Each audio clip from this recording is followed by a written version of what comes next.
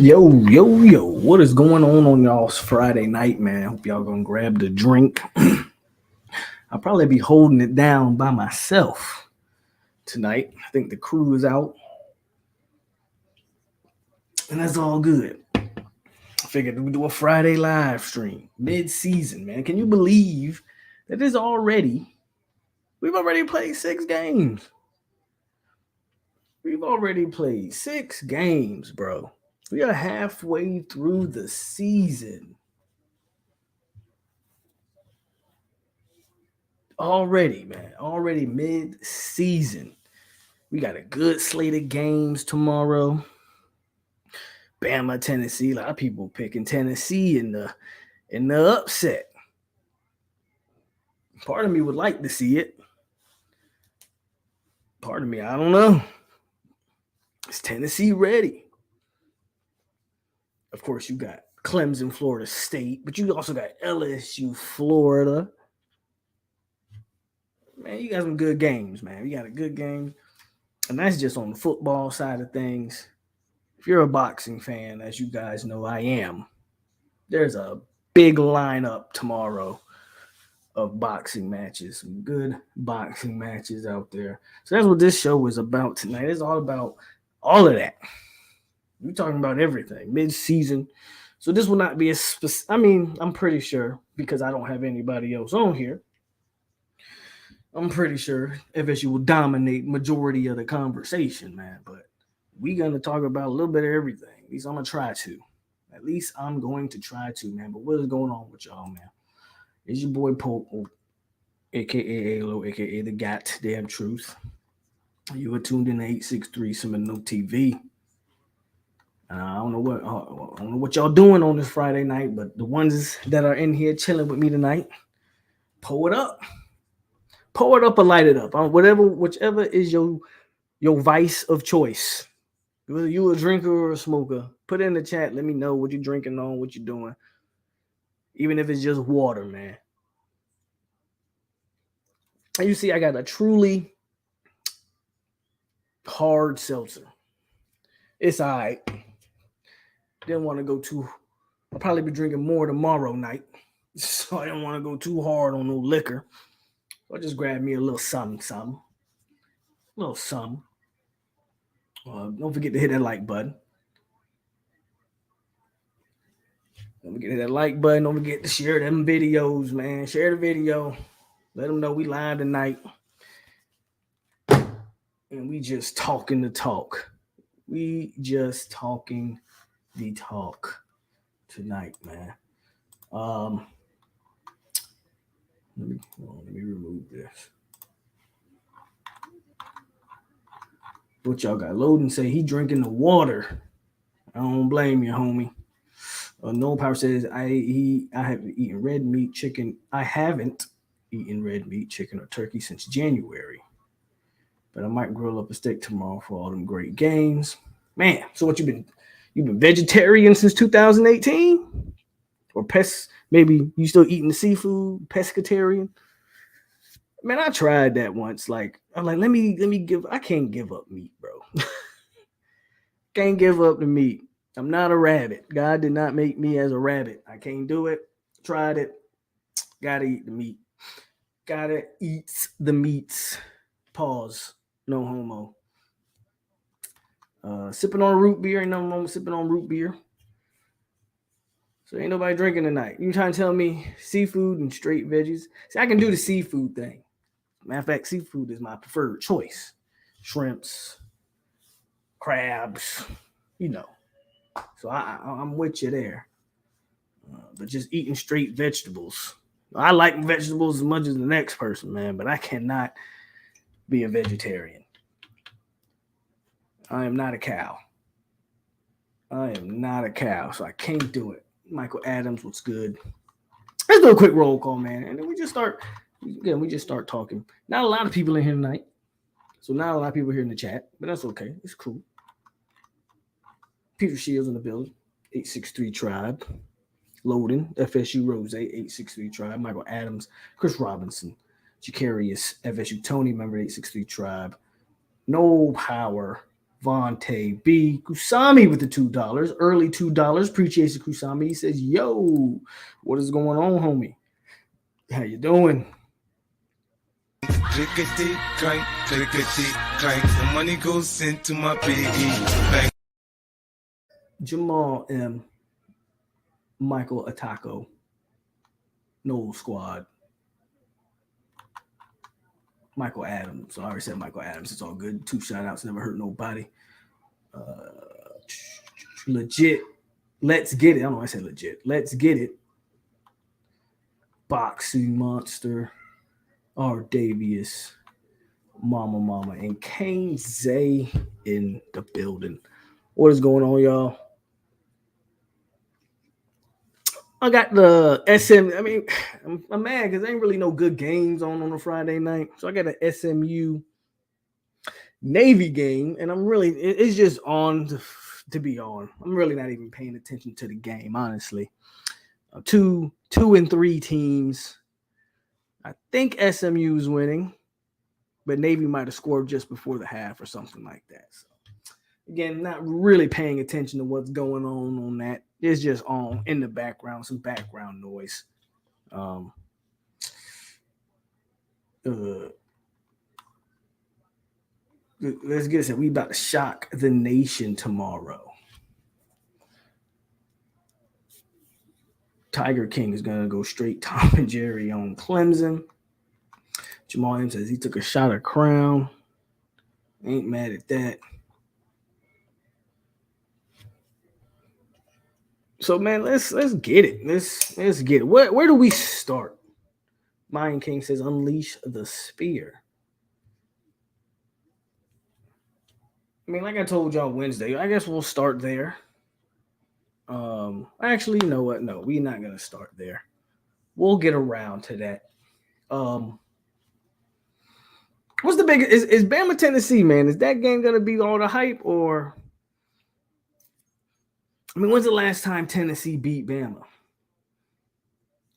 Is that game going to be all the hype, or is Tennessee going to fold under the pressure of having the best team they've had in years? I mean, they make a statement if they win that game, right? Tennessee wins that game, they make a statement. And Tennessee's got another big game on the horizon after Alabama. They still got Georgia to play. I mean, I want to see it. I want to see it. I like Tennessee for the win. It depends on Bama's QB situation. Yeah, ain't Bryce Young. Is Bryce Young still hurt? I think he's still hurt, isn't he? If he's still hurt, man, yeah, you might be right. Oh my God, here they go.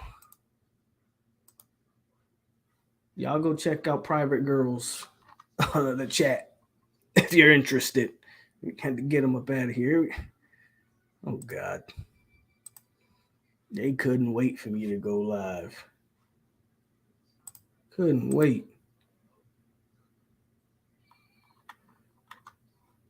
Panama Jackson beating Clemson takes care of losing. Well, yeah. I mean, beating Clemson, again, puts them right on track to what I said. I already said, man, you'd split Louisville Wake, you'd split NC State Clemson. So, as far as I'm concerned, we still good, regardless of what the people say.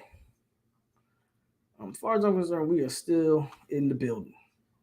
We got to get it done, man. We got to get it done.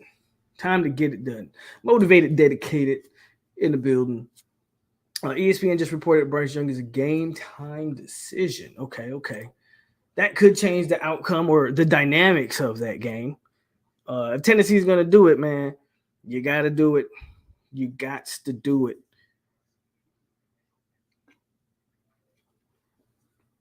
You got to do it today. You got to do it today. I mean, I like Tennessee's offense, man. They got a good quarterback. They got speed at the receiver position. So that's going to be the game of the week, I think, in terms of just the hype around it, of course, and all that's at stake.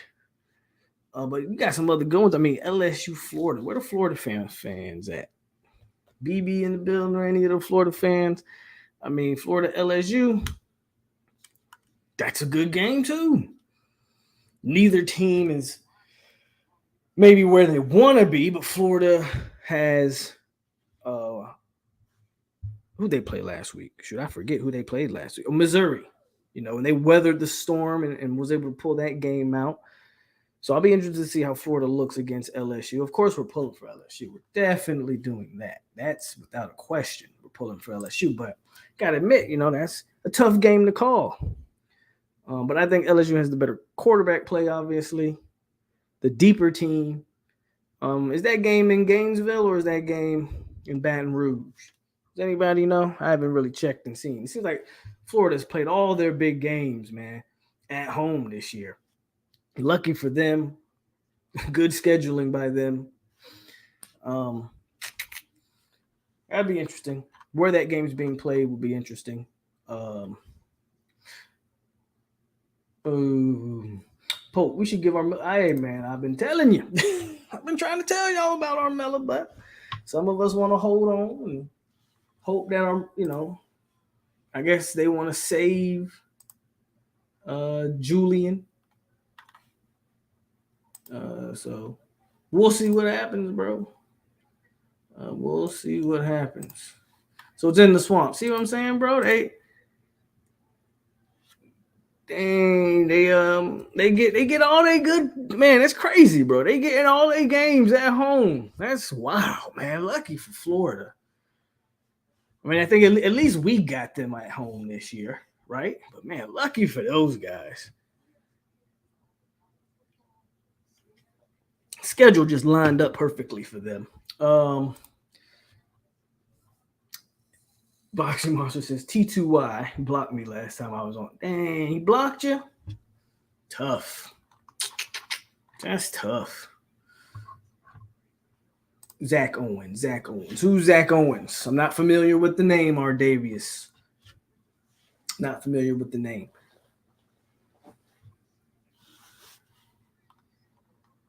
And Champs 99 says AUF. AUF. How we feeling, Florida State fans? We excited about tomorrow? I am. But I'm excited about every game. Every single game. So I'm ready. I told y'all, man. Clemson's beatable. Don't care what nobody say or tell you. They can be beaten. They can be beaten. I think they have a top 50. I think their offense ranks like 50. Like everybody's talking about how great the offense looked this year. I think they're like 50th in the nation. So come on, their offense ain't all that. Defense is 11th in the nation, so their defense is still stout. Because frankly, that's where they've recruited the most talent. Has been on that defensive side of the ball. I think Venables wish he would have brought some of those defensive players with him. Over there to Oklahoma. Boy, oh boy, that man looking tough. He looking rough over there.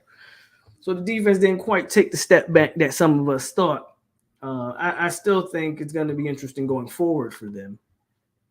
At UF. Okay, I got your channel. What's up, Black Shear?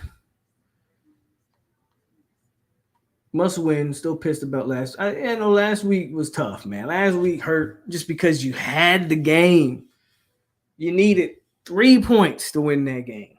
You just needed another score, and you win the game, and we just couldn't muster it up. So reminiscent of 2012. You just couldn't muster it up. What's up, 904 Davis? I'm saying 27, 24 knows, but my heart believes we lose. I'm trying to force myself to believe it. We got to do what you got to do, man. Oh, you talking about the O lineman that just decommitted from Clemson? Yeah, man. I think we get. He's a 2023 guy though, right? Yeah, Zach's the 2023 guy. He's not a 2024 guy. He's a 2023 guy. He's in this class. I'm pretty sure about that. Let me double check. But you got guys like Damari Brown on campus, Ruben Bain.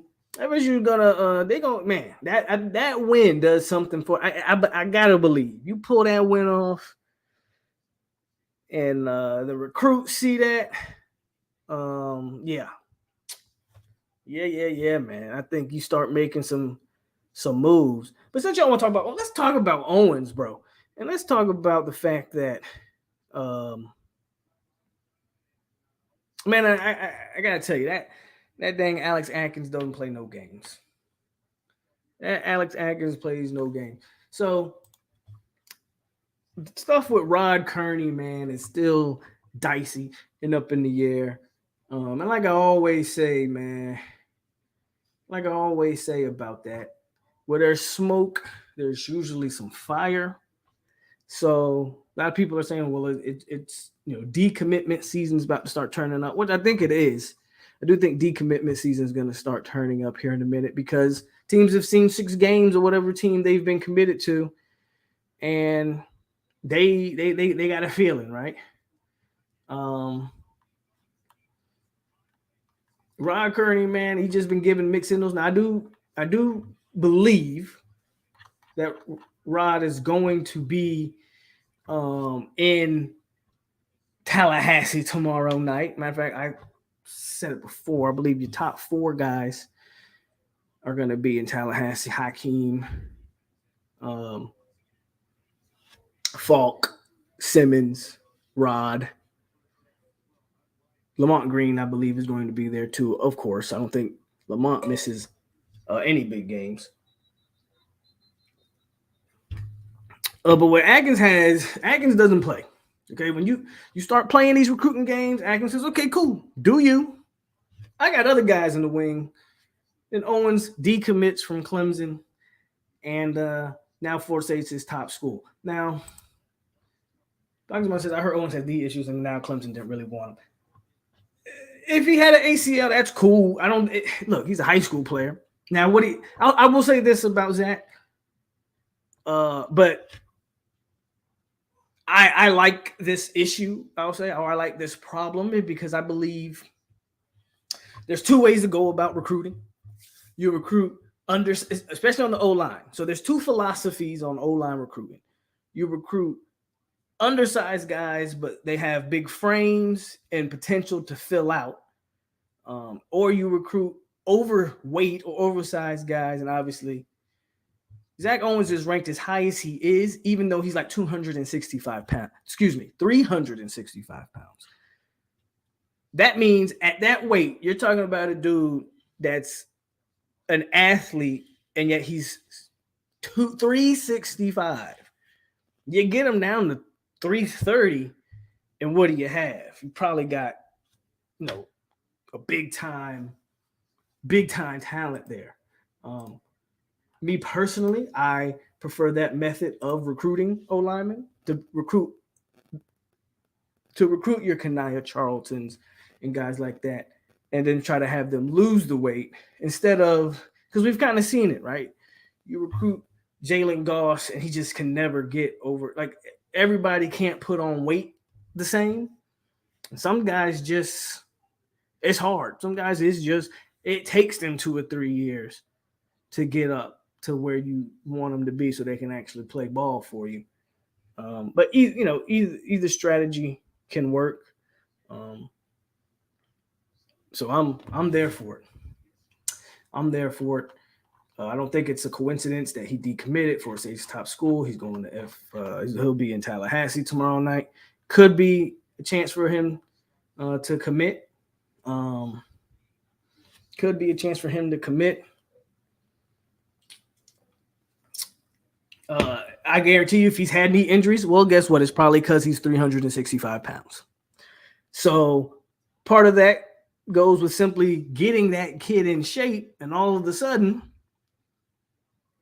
injuries start disappearing. So it's a take either way for me. I understand he had injuries, but we're in 2023, and Achilles injuries don't even stop guys anymore with the way surgeries and science and all this stuff is. So I'm not worried. I am not worried. Plus, again, at 365, he's a guy. He's gonna come in. They're gonna redshirt him a year. They're gonna work on his body. They're gonna get him to an adequate playing weight.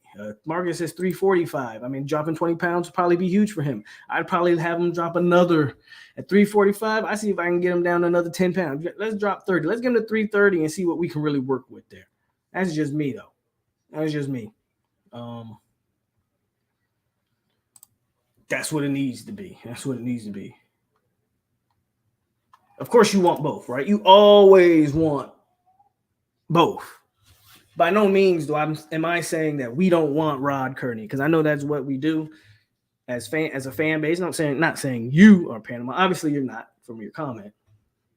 But obviously, right, we get fan base be like, well, we didn't really want him anyway. No, we want him.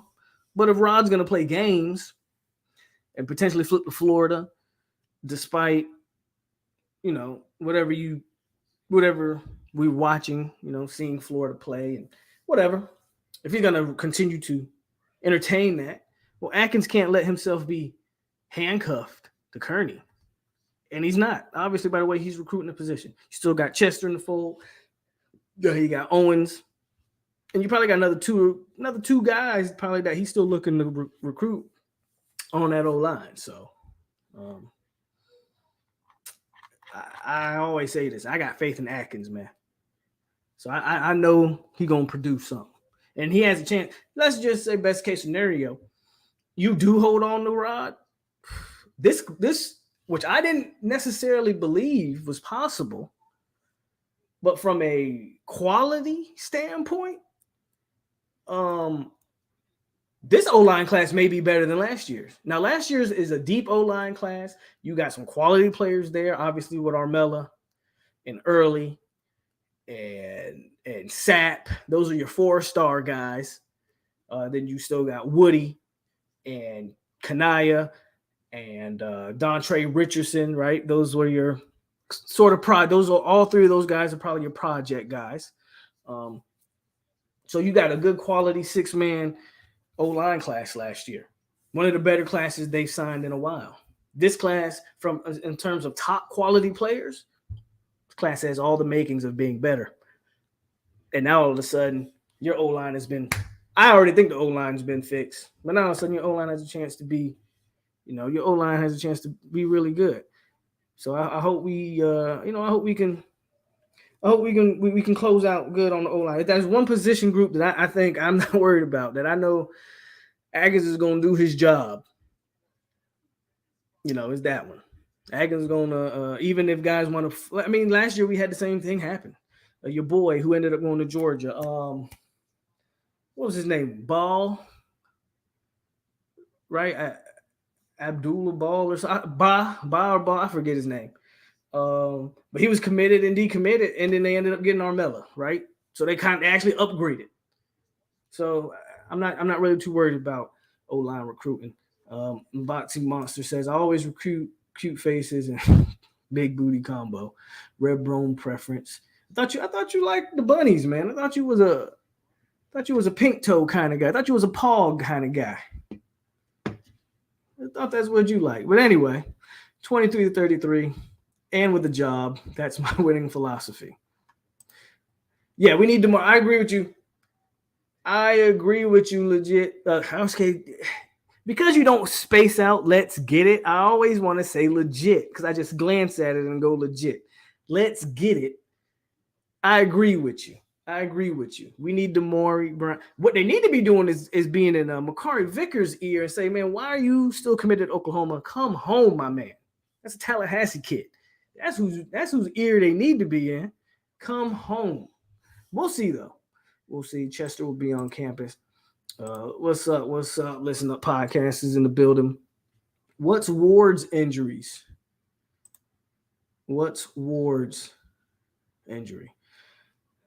So he had an MRI.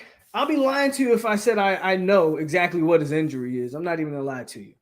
I just know the diagnosis apparently wasn't as serious as originally thought. I don't know if he plays. My guess is that he probably doesn't play, but I don't know if he'll be out for any extended period time. What about that O-line transfer from Wisconsin? Yeah, I'm aware of him. I don't know if Florida State's interested in him or not, but I am aware of him.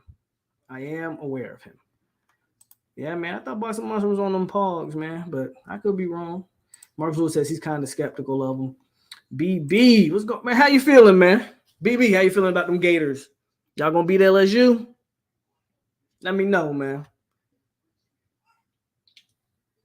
We got all topics here tonight, so by all means, BB, put your input in the chat. How them Gators feeling? How do you feel about an LSU team who, you know, they suffered their first big time, they suffered their first loss, and it wasn't, the score wasn't pretty, but I mean, if we're being honest, if we're being honest, the defense wasn't the reason them boys lost, man. Them defense, the defense failed that team. They did that. They were doing what they could do to win. How you feeling, though, BB? How you feeling? We need corner depth. I agree with you. Need more corners. If anything has shown this year, we need more corner depth. It's a shoulder. Yeah, I'm aware it's a shoulder. I just don't know what the exact diagnosis is. Like, I don't know. But I believe all the words were that the MRI was good. So we'll see what happens with Trayshawn Ward. Changing subject a little, but Mike needs to stop trying to be so cute in situation play calling when the game is on the line. FSU wants the Wisconsin offense. They do? Okay, so they're interested in them. That's I ain't mad at it. Is he a grad trend? Is he a senior? I don't. Again, I'm aware of him. I don't know like all the details about. I don't know how much. I don't know how much eligibility he got or anything like that. I just know that I'm aware that he hit the portal, and they might be interested. Next to Doak, I hate Blacksburg. Man, can't say I said it Wednesday, bro. This is a tough. Again, it's not necessarily a tough 3-game stretch for y'all boys. But y'all have to win. I almost want to say y'all have to go through. Think about this. I'm not even sure 2-1 would do justice in this 3-game stretch for y'all. Think about it. Y'all are 2-3 right now. If you go 2-1, what does that make y'all? It still makes y'all a 500 team. Y'all coming out of that thing 4-4 with Clemson, Florida State, and Pitt still on your schedule. None of those games we know none of those games are guaranteed. And Georgia Tech don't even necessarily look guaranteed. Y'all got to win. I think Miami got to win, go 3-0 against Virginia Tech, and Duke. I think y'all boys got to go 3-0. I really do. BB says he thinks they get them. Okay. Again, man, all y'all tough games has been at home this year. Like, how did y'all finesse that schedule? You got Utah at home. Kentucky was at home. Well, Tennessee was on the road, if I'm not mistaken, and y'all lost that one. Y'all had another ranked game at home. Because you wasn't like your first Utah, Kentucky, and then who was the other game? I'm forgetting the game. It was another ranked team I think y'all had at home. Think Gant gets more time than Lundy tomorrow night. It's all about situations, bro. Lundy is valuable in certain situations. I've always said in certain situations you can use them. That's why Bethune was such a huge get, because you were able to take Lundy off the field for a majority of the snaps and use Lundy where he can be most effective. And Bethune's more of an every down backer, so Bethune can play not only the run but also play in pass coverage if needed. So I hope they would like to give Gant or Shaheem Brown. I mean, we talking about Gant, and I think Gant has played admirably in his last year. But Shaheem Brown is number 38 is a kid that can always flashes. Now, I know he's a safety, but you can move him up. If I'm not mistaken, they recruited him as a backer. And maybe he just hasn't been able to gain the size to be a backer. But that kid has a nose for the ball. He's always making a play. He's always around the football. He's always, if there's a pile, Shaheem Brown's in there making a hit. Shaheem is a guy I would like to see get more snaps. It's just that your safeties are pretty good.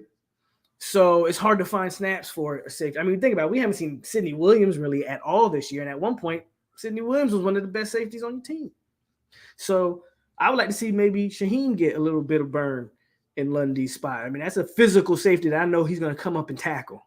But Gant gets it done too. So they got options. I would just like to see him use them. Mike's always low-key on the injury tip. 28-17 Florida. You think AR putting up 28 points, BB? Come on now. Be real now. Be real now. Okay. We'll see. Wisconsin OT supposedly punched a teammate. Oh, really? And we need guys like that. I'm so sick of hearing about freaking. Look, you need high character guys. Don't get me wrong, but you also need some loose guys with loose screws in the locker room. That what makes a team, man. You need a couple head cases. I'm okay with that.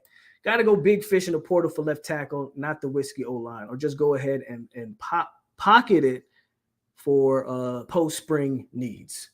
Do you think Marvin Jones Jr. would transfer to FSU next year? I know he sees what Verse is doing. It would be, I mean, that's, is it a pipe dream? Yeah, probably. I mean, but to be fair, in today's football climate, anything's possible. I mean, I don't think Marvin has played that. I don't want to say he hasn't played a snap, but Georgia hasn't really had a lot of blowouts. Like I've only really watched one Georgia game, and that was the Oregon game. And he didn't get a snap in what was a domination from start to finish. I don't know, man. I don't know. Maybe Marvin. You never know. In today's climate, you never know. It's not something I would bank on per se, but you never know. You never know. If Miami loses to Virginia Tech, it gets kind of bad there. 4 straight losses. You lose to Tech, that's not any good. It gets kind of bad there. No, they had another game. They had Kentucky, they had Utah, because USF wasn't ranked. They had another game, if I'm not mistaken, that was at home. But you might be right, Marcus. You might be right. Yeah, we know they love them some DJ. They love them some DJ. About time. Normally we get the toughest schedule. When you write about 38 is a player. In a recent interview, Dabo said our linebacker group is the best they will see all season. I don't know. I still think NC State's linebackers were impressive last week. I still think that, but if he believes that, that's Dabo's belief. I thought NC State's linebackers were fairly impressive. Just Utah, Kentucky was the home games. Okay, so I'm probably wrong. USF and Eastern Washington. Okay. Brown got mossed in the weight game. And they ain't gonna make every play. You feel me? Yeah, then he does something stupid in the game and you'll be cussing him. I don't. Y'all said he punched a teammate. So the man hasn't punched an opposing player. So he's Draymond Green. Okay, cool. Look, you need some screws loose. You need some screws loose.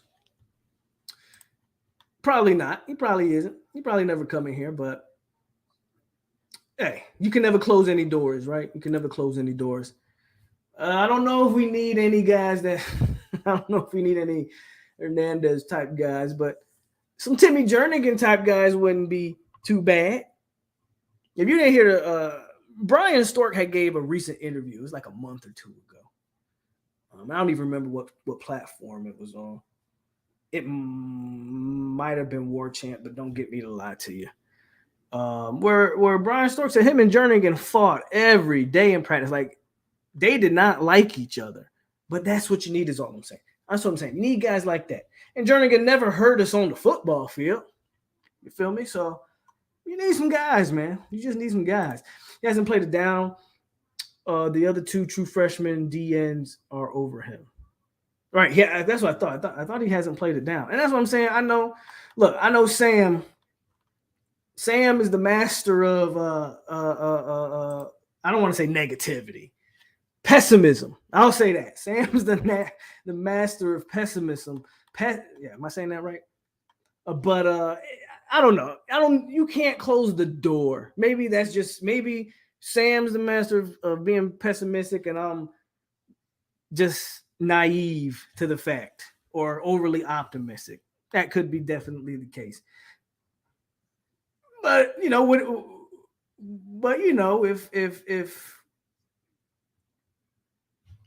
if the door is open and you're not getting no burn at Georgia, do we think Florida State finished second in that recruitment? I'm just saying it's possible. I'm just saying. I'm not saying it's gonna happen. I'm not even saying the man's gonna hit the portal. I'm just saying keep your doors open, bro. Keep your doors open. 3-0 sounds good. Definitely need some wins. It's been a month. I mean, 3-0 sounds good. But what do you think? Again, this is a night, man. We're gonna talk about everything. We're gonna jump around topics. So Miami fans, feel free to come in here and talk. Florida fans, feel free to come in here and say what you got to say. Y'all really think y'all go 3-0 in the stretch? Virginia, well, Virginia Tech first, Virginia, and then Duke. Which Duke is a solid football team this year, right? Duke's a solid football team. I don't know 3-0 is a gimme. Matter of fact, I'm positive almost that 3-0 is not a gimme. And again, even if you go 2-1, you still leave that stretch 4-4. Pitt, Florida State, Clemson, and Georgia Tech to end the season. You really think you're gonna hit 3 of those to get the 7 wins? I think getting 2 wins out of that to make 6-6 would be an accomplishment. I don't know, man. It's not looking good for your boy Mario, but he'll be okay because he ain't going nowhere. I'll bring you on, Sam. I ain't got nobody else on here tonight. Matter of fact, yeah. Let me drop Sam a link. I'm gonna drop it in your Twitter box, Sam. So I'm gonna drop. I got you.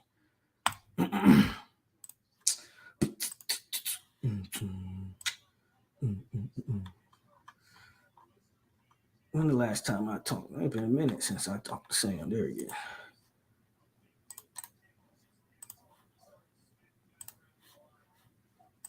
Let's see what else we got. We got Tara 860 Try. What's going on with you? Sam will ruin a wet dream if you let him. Well, he finna come on here and ruin some dreams. He finna come on here and ruin a couple.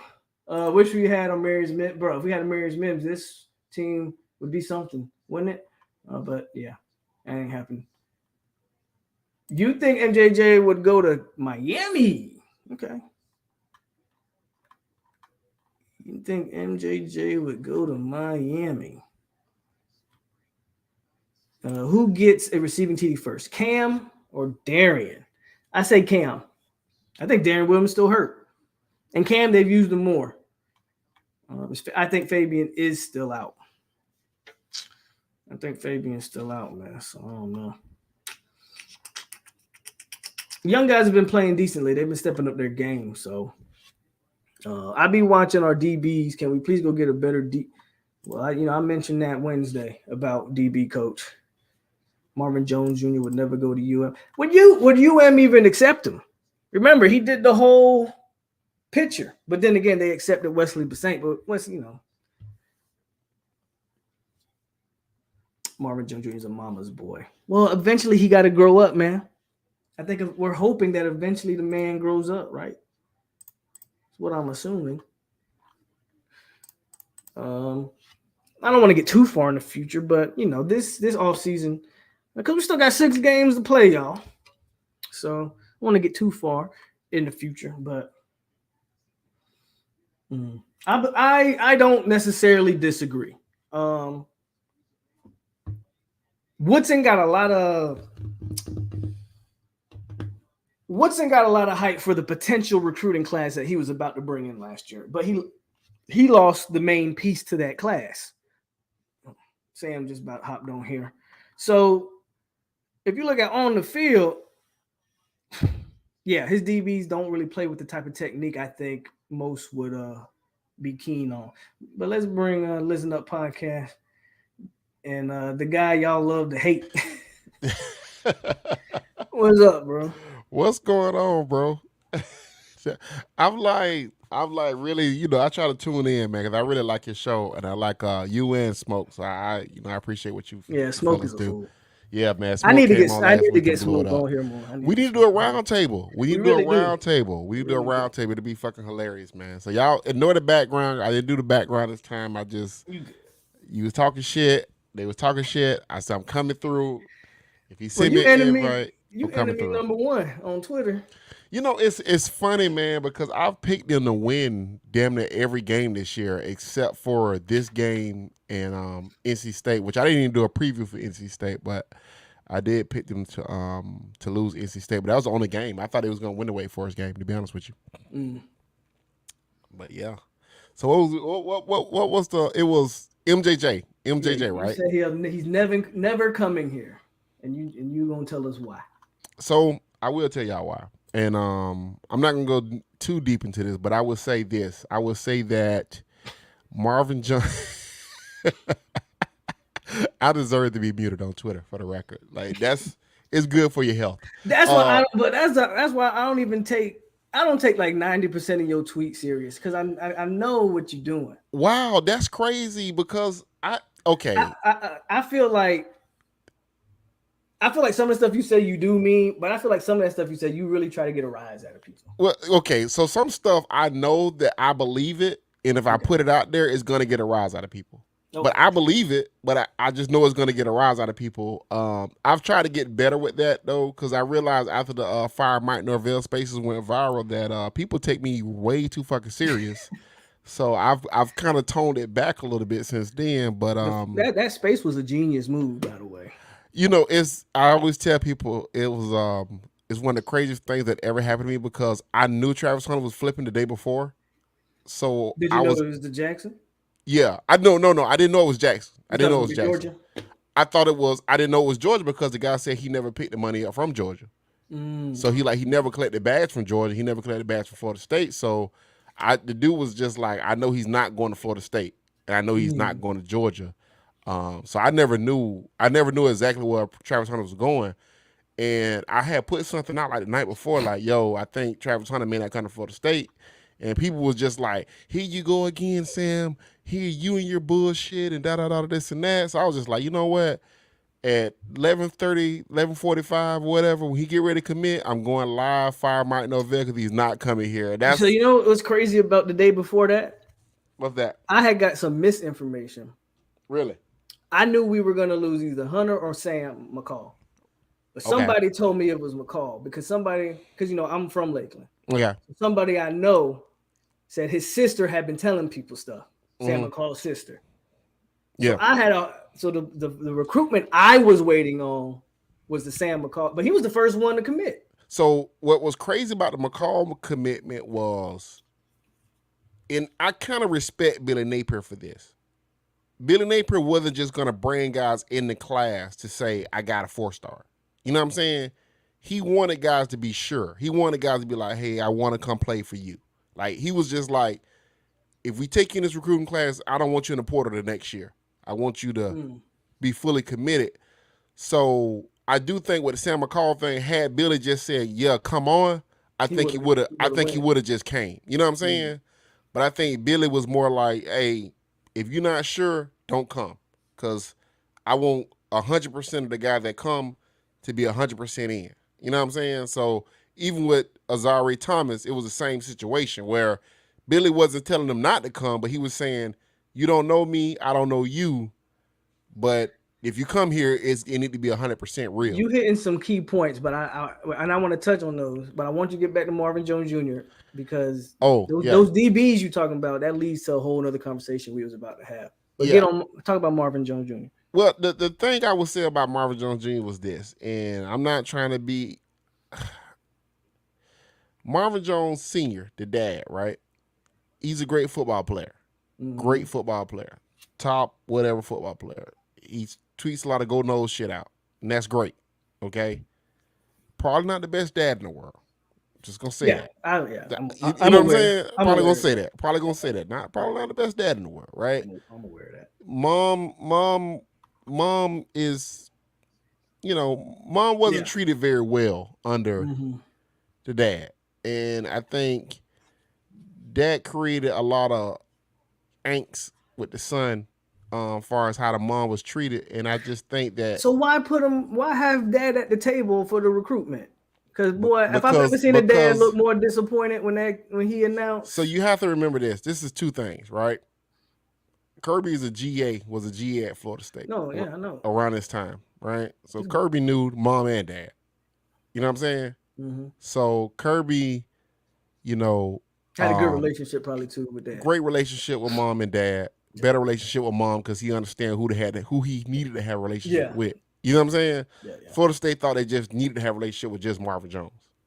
Well, that's because and to be honest with you, that kid would have ended up at Oklahoma had Lincoln Riley not left Oklahoma. I'm just being 100% with y'all. I bet he lucky he didn't choose that. Then. Yeah, he would have followed. It would have been probably Lincoln. Followed him to USC, huh? Well, no, the mom was Lincoln lied to the mom and told the mom he was going to stay at Oklahoma.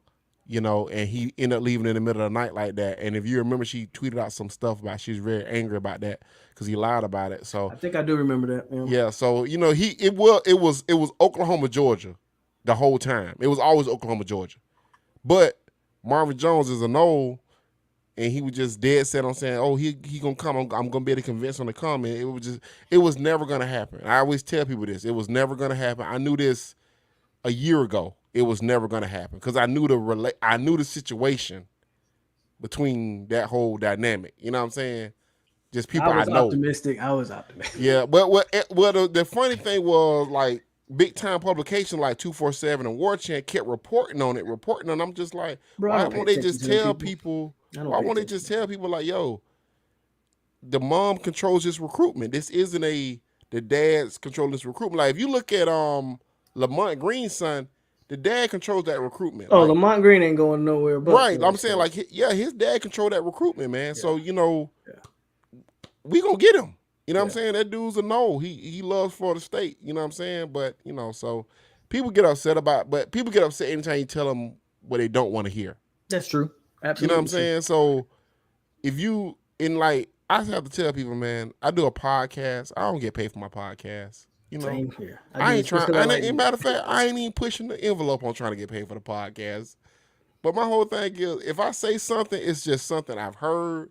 It's something I believe. It could be wrong, and for the most part, I want to be wrong. Like, I want to be wrong about Mike Norvell. I want to wake up 2 years from now and we competing in the Final Four, and I'd be like, God damn, fucking Mike Norvell proved me fucking wrong. Mike did that. He did that. You know what I'm saying? But it's things that I look at, it's things I hear about, and I just always say, we'll see. You know what I'm saying? We'll see. So, but people get upset about this shit, man. You was talking about Sam, you was talking about AZ, and we was talking about Hunter. That brings me to Woodson. I feel like he getting a lot of, because he had Travis Hunter committed at one time, because he did sign two highly rated DBs, right? Right.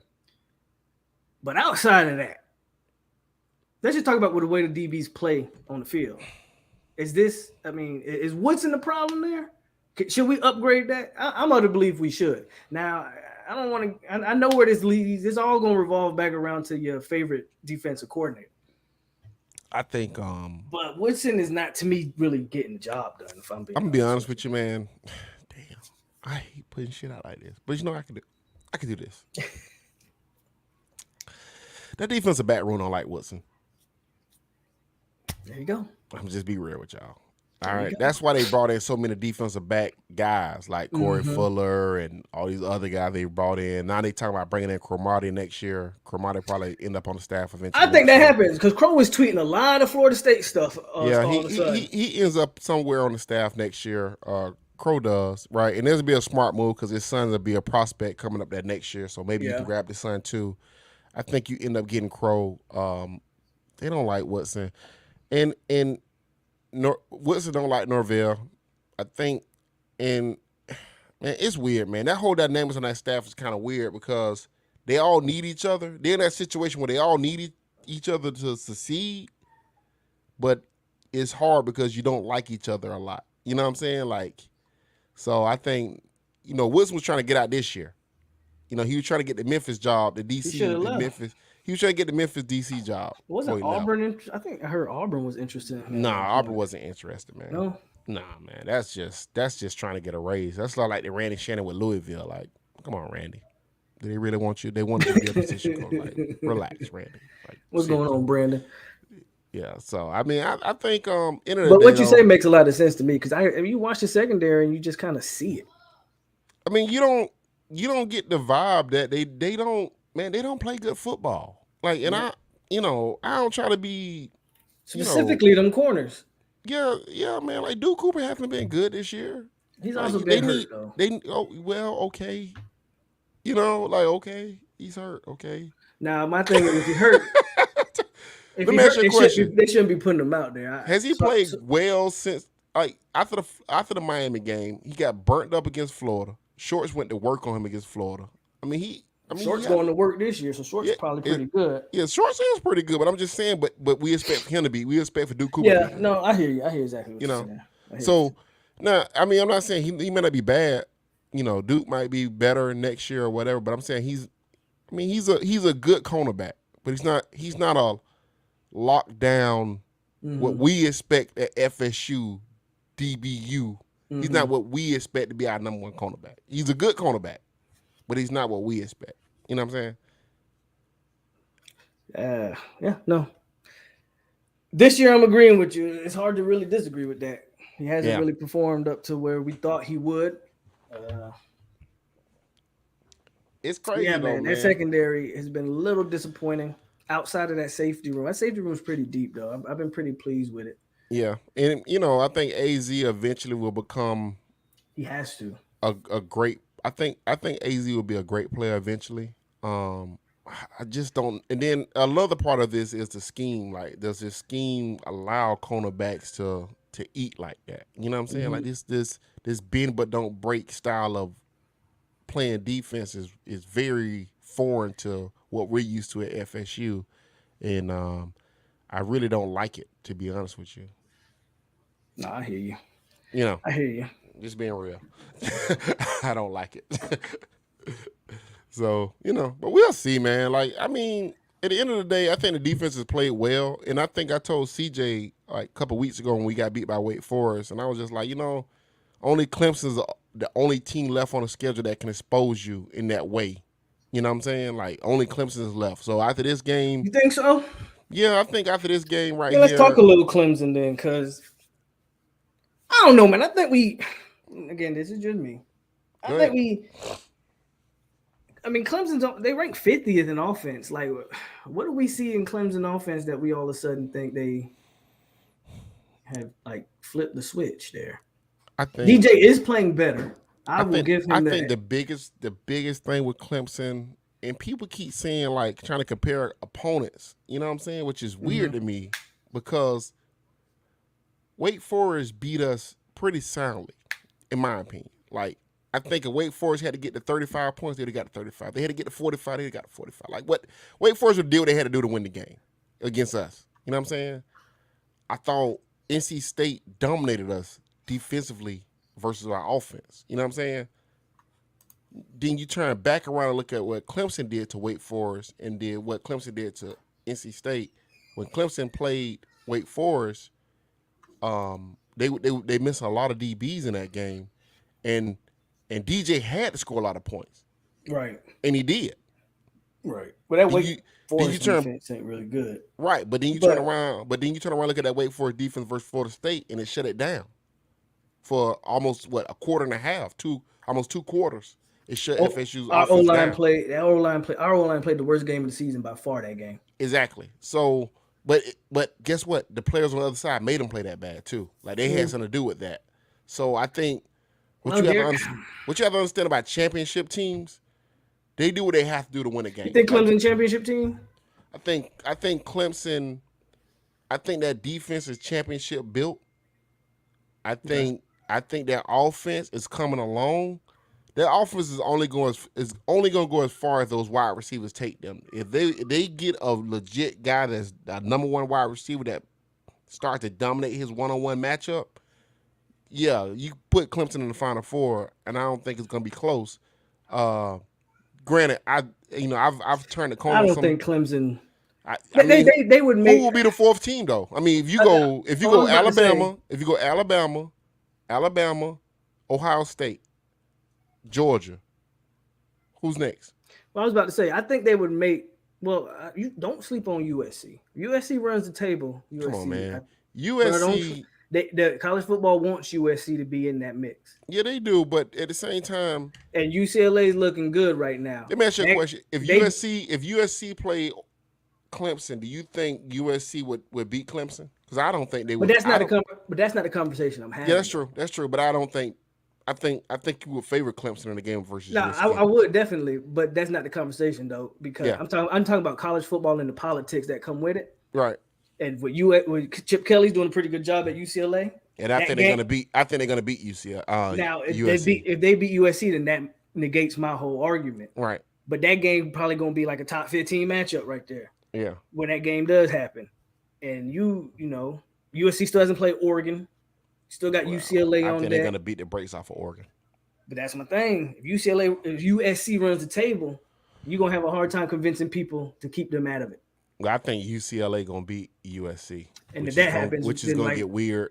And I think that negates Oregon. I think Oregon finds a way to beat UCLA because just styles makes fight. You know, so all Clemson got to do is run the table, basically. Right. So I like that, and that's why I keep coming back to this game with everybody. People keep saying, "Why are you picking us to get blown out in the game?" I'm like, dude, I think it's gonna be a coordination. I don't think they blow us out at home. I think Dabo gonna be like, "Yo, this is you win this game, we smooth sailing to the championship. We smooth sailing to the ACC championship game."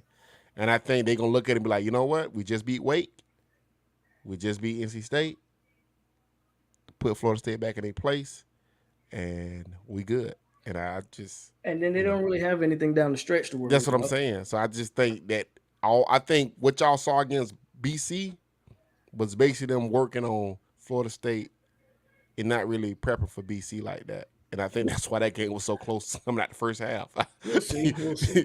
But ideally, I would love for Florida State to block a kick, return a kick, get a pick six. Well, I think I said this Wednesday. I think the one thing about this defense that bothers, and I don't even know how you coach it, because it's one of those things that's like it's generating turnovers. I think is a mix of luck and also putting your players in the right positions. Yeah. So I do think there's an element of coaching to it. I think our defense plays solid. We just can't force no turnovers. I think we have 3 turnovers on the year. Yeah, but and we can't force no turnovers in critical situations. It's a philosophy thing, though, man. So teams are able to really just put 10-minute drives together and go down the field on us. It's a philosophy thing, because this defense doesn't create pressure unless the guys are individually great and go create the pressure. Like, you don't see them blitz and create crazy they don't. It's weird, man. Like, I don't want to say the defense is bad, because I don't think they're bad, but they just don't. I think they're bad like, schematically, you don't feel like you have the upper hand when you're playing teams. Mm. You know what I'm saying?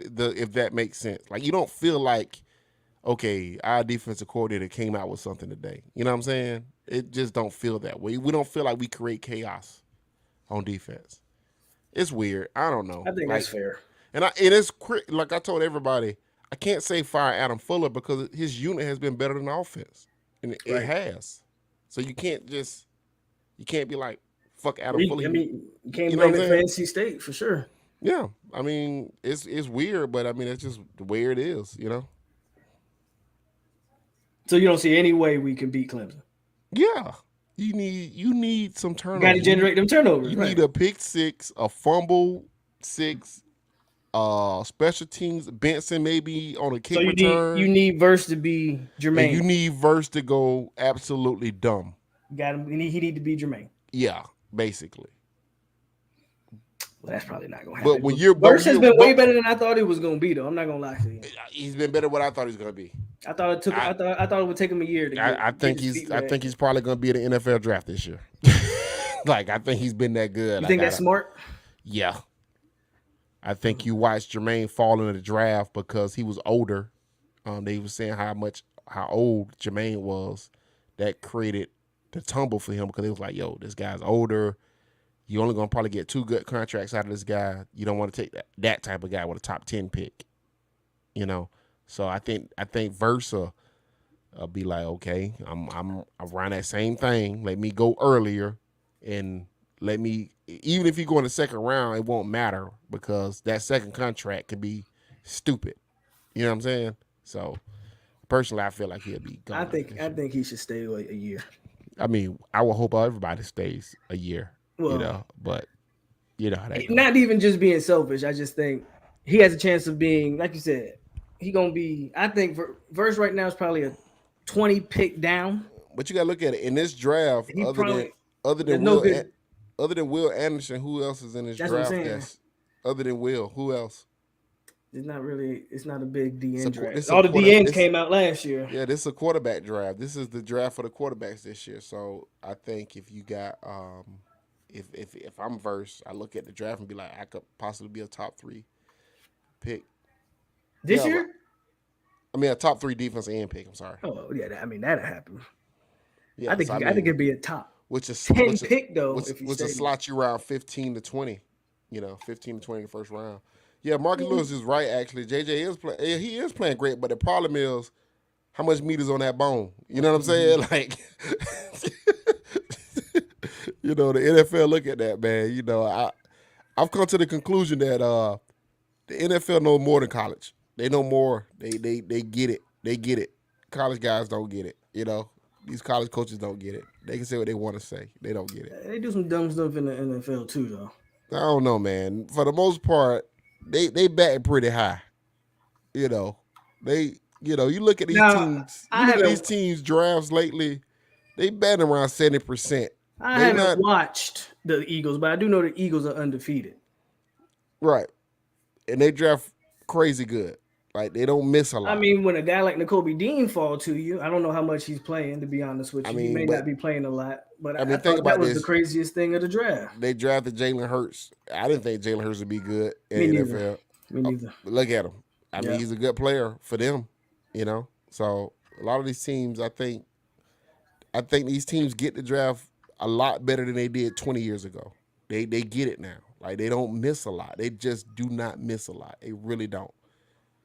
Unless it comes to quarterbacks, they seem to always blow the quarterback picks. Yeah, but I mean, it's hard to find a lot of great quarterbacks. A hard position to scout anyway. Somebody say Bill O'Brien's a terrible OC for Bama. I think where is he got coaching right now? I think he's at Bama. He's at Bama as an OC, but I think he ends up at Georgia Tech though. Oh, I think he gets a Georgia Tech job, which I think would be a great hire for Georgia Tech, to be honest with you. I mean, the quarterback went down, so I don't. How much you put on Bill O'Brien for that? And he lost all his wide receivers, man. Like, what do you want him to do? Right. I mean, I don't know. Like, it's weird to be like, Fandom is crazy, man. Fandom is crazy. Somebody put a lessons to Jags. Hey, the Jags got the draft right this year, and I think they got it right last year too. I think these last 2 drafts have been good for the Jaguars. I don't say much about Jacksonville. Jacksonville fans are funny. No, we're not. We're a little funny, man. We're miserable. That's what we are. We're actually not much different than Florida State fans. Y'all really one and the same. Yeah, we really are. Jaguars have had more winning. We won in 2017. Florida State ain't won since 2014. People keep asking about your favorite coach. Do you think Deion takes a job? No, I don't think so either. I don't think he ever gets offered that big job that everybody thinks he's gonna get offered. I don't think it ever happens. Yeah, I don't think it ever happens. I think with these antics that's going on right now and the swag with him and those other coaches, I think that is not. What do you think that's about? You think that's jealousy, or is there some legit stuff there? I think it's jealousy. But I also think he's throwing stones from his ivory tower sometimes. And you know how it is, man. I mean, you're black, I'm black. We know how it is. Like, this dude becomes successful, he make it sound like, oh, well, I did it, so all y'all should be able to do it. And it's like, bro, it's not that easy for everybody. Like, bro, you Deion, like, yeah, you know what I'm saying. You got a little better than us. You know what I'm saying. It's okay. Yeah. It's okay. Like, but I think it's a lot of that. I don't know. I know he's a great recruiter, obviously. Yeah, I mean, I think he's a good program manager. It's hard for me to judge the. But this is the biggest problem. What kind of coach are we talking? Are we talking a play caller, or are we talking about biggest problem with Deion? The biggest problem. Deion would not be beholden to the boosters, so he won't be controlled. And if you got a guy that's not going to be controlled, boosters don't want a guy they can't control. Boosters don't want a guy that they can't tell to be to the golf course at 7:30 at 6 o'clock on a Sunday.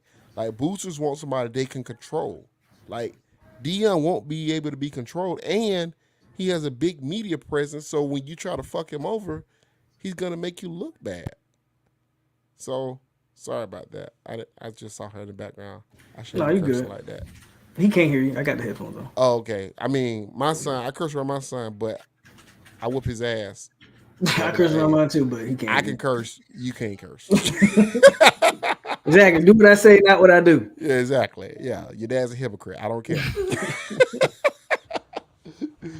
You grab a light bill, you can be a hypocrite too. Yeah, there you go. Start paying some stuff up in here. Do what you want to do, as far as I'm concerned. Yeah, but no, I just don't think. I don't think I don't think boosters are gonna jump in and say, "Let's get a program over to Dion." I just don't think it'll ever happen.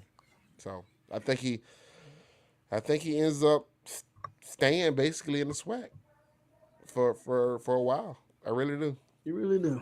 Yeah, I kind of agree with that. I feel like, and I did not believe that a year ago, but from the people I've talked to over the past 3 months, I think that's real. Like, I think once his son graduates, he might try it. Now it's also going to come down to the school and, like you say, the booster thing. And I mean, at the end of the day, boosters pay money to have control. That's why they pay the money. They don't pay the money to have a good football team. They so pay you think the to boosters? have You control. think they don't control Nick Saban, or do they? Or am I wrong about that? I think Nick Saban. It took Nick Saban. He had to negotiate a lot of that control from the boosters, though. Like before he took that job, they sent the AD there, and they told the AD, "Do not come back without Nick Saban." And Nick Saban put down the guidelines. But you don't think a team would look at Dion and say, "Get Dion at all costs"? That means we got to relinquish some things. Who would do that though? I'm saying like Auburn wouldn't do that. No, Auburn wouldn't do that. Okay, Florida State wouldn't do that. It's Auburn, and it's right. Florida Alabama, State wouldn't do that. Florida State would not. We know do FSU. That. We know FSU wouldn't do that either. Okay, so who? But what? Georgia Tech don't give a fuck about being good at football. No, Georgia Tech won't do it either. So would they do that? No. Would a Texas team do it? Who? Did he interview for TCU? And I don't think that was ever a serious interview, but then he did talk to them. He interviewed for him, but I'm saying I don't think they would do that though. These programs don't look at themselves like the way a booster looks at a program. The way we look at it as fans is totally different, right? Like you hear people say about Florida State, like, "Oh, we like Mike, and Mike can stay here as long as he won, and this and that." Like, you know why? Because they can control Mike. Like, Mike is never gonna be upset.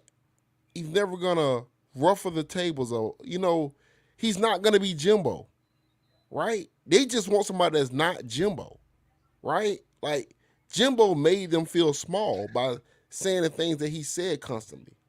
They was tired of Jimbo, So it's all about control. Eventually you'll hope that Mike wins games, but think about it. When you say something like, "Yo, if Mike Norvell wins 6 games this year, he's guaranteed his job," that's lunacy.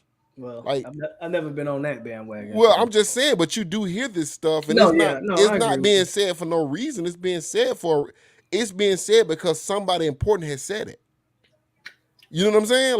Like you would think that a coach that's come off of 3 wins, 5 wins, would be on the hot seat in this 3rd year, but he's not on the hot seat. He can win 6 games this year and be fine. That's true. It's just a fact. He can win 6 games this year, and Mike Norvell will be fine. He'll be re-up in the offseason, coming back.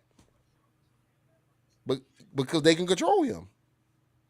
You know what I'm saying? Like, they can tell him what to do and when to do it and how to do it, who to recruit, who not to recruit. I mean, it's just... That's a big part of it. Until you win a national championship where you can really, put something on the table and say, "I know what I'm doing," boosters don't want to hear it. They want a guy that's... So you don't... I know you don't really believe in Mike, and that's fine. Well, it's not that I don't believe in him. I don't think he's a bad football coach. I really don't believe he's a bad football coach. I really don't.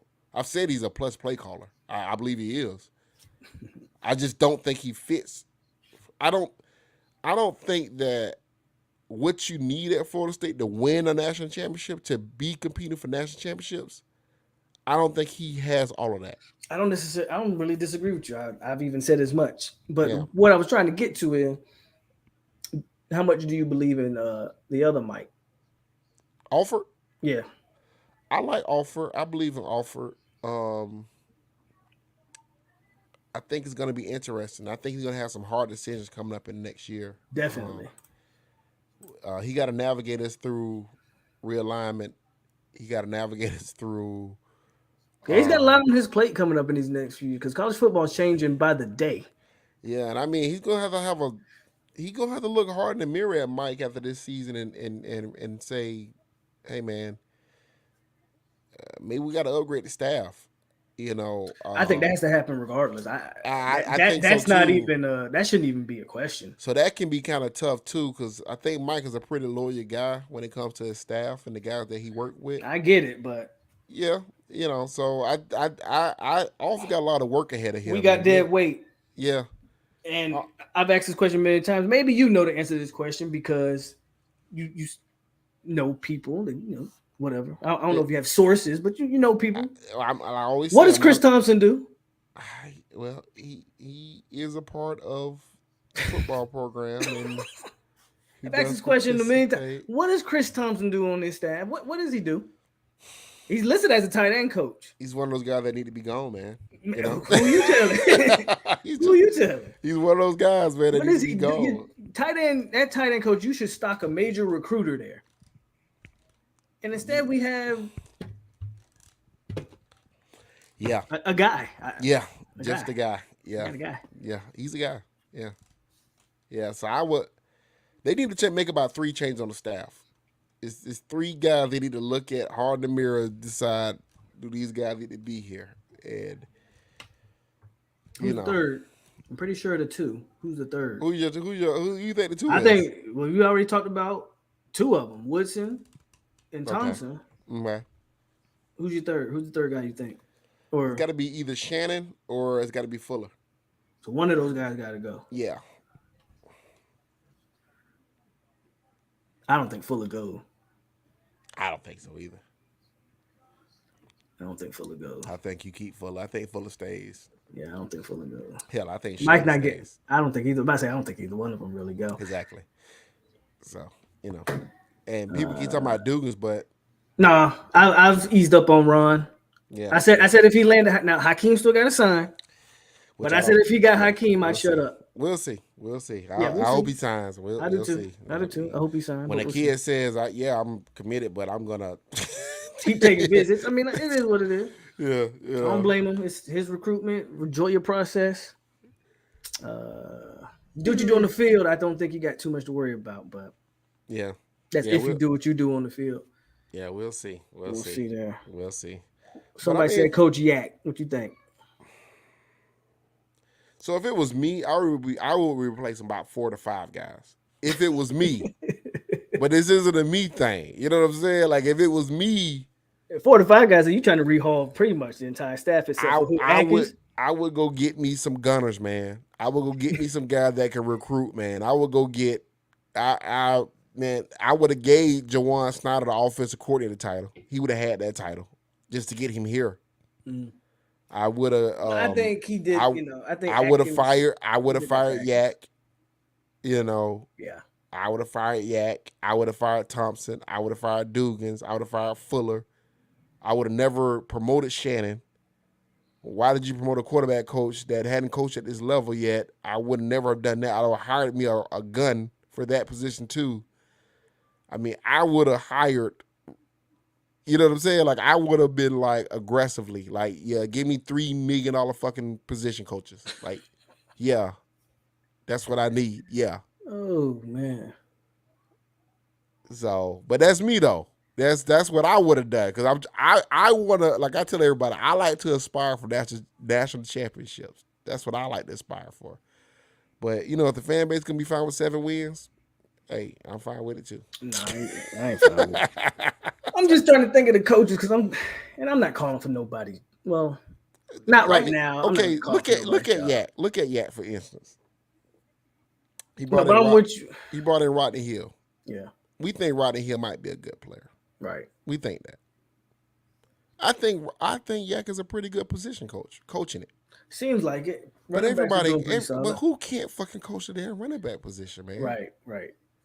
And your offense is run heavy and built around running the football. So, okay, do like, am I really getting so much out of him?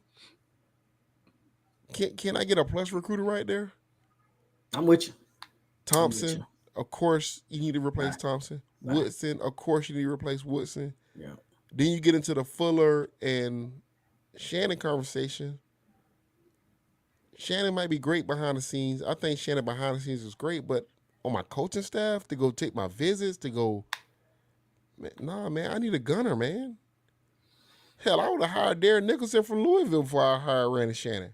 You know, but that's me though. That's what I would have done. I hear you. So, you know. Marcus says, what if Yak lands Cam Davis? That's a while away though, man. Cam Davis wants to come here anyway. Yeah. That's what my point is. My point is it shouldn't be a if. He should be landing Cam Davis. Like, it's not you're a running backs coach, man. You should be the most elite top recruiter on the fucking staff. Period. This has always been true. Eddie Grand, whoever Jimbo had, Jay Graham, Willie had Telly Lockett. Lockett was a grade A recruiter. Mm-hmm. Like, your running back coach should be a legit guy. Like, Dante Pimpleton was a pretty good. Like, Pimpleton would have signed Rooster from Miami. He's going to bring in a great running backs class. They fired the staff, but that was going to be a great running backs class. You know what I'm saying? Like, yeah, man, you should go sign Cam Davis. But, that's me. I'm with you.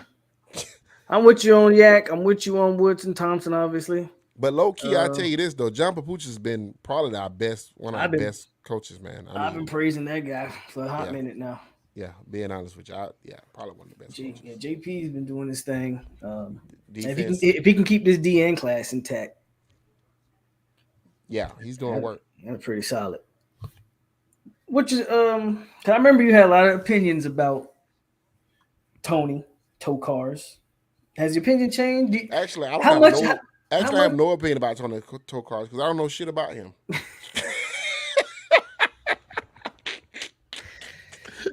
So you don't think he deserves any credit for Travis playing better this year? You think that has anything to do with him, or do he get the blame for these last two games, or how we do that? I don't blame Travis for the last game. Our receivers got to catch the damn ball. How many drops we had in critical situations that would have got you the first down or in the red zone? I'm gonna say this, man. I watched Bryce Young versus Texas. His wide he was terrible that game. His wide receivers was not helping him at all. But you know what? When it came time to get down the damn football field, when it came time to make plays. But I'm gonna tell you right now, if that boy Quinn Edwards doesn't get hurt in that game, Texas might blow Alabama out. Okay, but I'm telling you that right now. But when it came time for Bryce to make the plays, when it came time to run and get a first down, to keep the team to do what. Sometimes I think with quarterback position, man, it ain't all about the numbers, man. It's what you do in the moments when your team needed the most. And Jordan been shrinking in some of those moments lately, man. He gotta give us more in some of these bigger moments, Yeah, they may drop the football, man. Wide receivers drop the football sometimes. That don't mean you don't go back to him. You throw that shit right back to him and say, hey, man, I'm coming back to you. Like, get ready. Like Jameis wasn't afraid. Shit, Jameis throw 3 picks. Jameis wasn't afraid. Everybody ain't Jameis. I know that, but I'm just saying, like, you can't be afraid, man. You got to be fearless, man. You got to say, hey, it's on me. But I'm coming back to you. You know what I'm saying? So we need a little bit more. And I don't like hearing this stuff about his confidence. Like, why is it always about how he feels? Like, bro. Maybe he's an emotional guy. Bro, enough. Jesus Christ, man. Maybe he's an emotional guy. I don't know. Anytime when I'm at work and a guy come to my office and be like, Sam, this is how I feel. I'm like, I don't care how you feel. Why we got to talk about that? I don't want to hear about it. I mean, I say that JT has been way better than I thought he was gonna be this year. No, he started the season off with gangbusters. I was like, okay, this guy might be like a top 10 quarterback in college football. Yeah. Like, that's how good he's playing. Then Wake Forest come around and Sam Hartman's looking at you from the other sideline like, none of this shit bothers me. I score every time if I got to. Mm-hmm. And you kind of shrink in a moment. You know what I'm saying? Like that concerns me a little bit. Like, you know, Hartman has no fear. And guess what? They was in the same recruiting class. So it ain't like Hartman's so much fucking older than JT. They're the same recruiting class. So, you know, he need to be better, man. He need to be better. Just need to be better. Okay. That's all I say. Be better. It's okay. It's okay to have expectations. It's okay to have expectations. A dog big name is Zeus. What? And a dog big name is Zeus. Okay. Your big name is Zeus. Yeah, and he's a bad dog. Ding. He do this all the time. Like he wait till I get on the camera to actually come in here and bother me. That's He won't bother me. I'll sit up here in this room all night. He won't bother me. As soon as I guess he hear me talking. That's my son. That's my son. That's why I can't record with my son at the house. I can't. I be like, and then anytime I record with Nikki, he always want to talk to Nikki. Like that's his boo. You know what I'm saying? That's his boo. Sorry. Okay, go finish watching TV. All right. Okay. All right. What else, man? Let's get away from a little Polk, bit. Man, is you back from Hawaii? I'm in Texas. Yeah. Oh, okay. Damn, make sure. Yeah, so I'm more. Which game? I was trying to make the LSU game, but. Oh. Yeah, I'm going to the damn boy. Navy finna beat these people. Come on, Navy, make it happen, Navy. No, Navy getting worked. I know. I got it on the background. I ain't really been paying too much attention to it, but I'm going to the Clemson game tomorrow though. I'll be at the game tomorrow. You'll be there. I'll be there. I'm in there. I'm in the house. Now that I'm back in the States, I'm gonna make some of these games. Yeah, my schedule be all over the place though. You still in the reserves or the Navy? I'm in the Army. I'm active duty. Oh, you're active. I do this every day. Oh damn! You know I work on base. What base you work on? Mayport. Okay. Yeah, I'm a QA. Okay. Yeah, I mean I don't care that much, but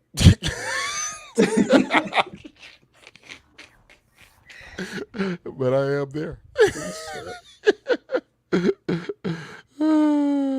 So you think I'm gonna get a little bit away from Florida State because that's usually what this Friday show's about.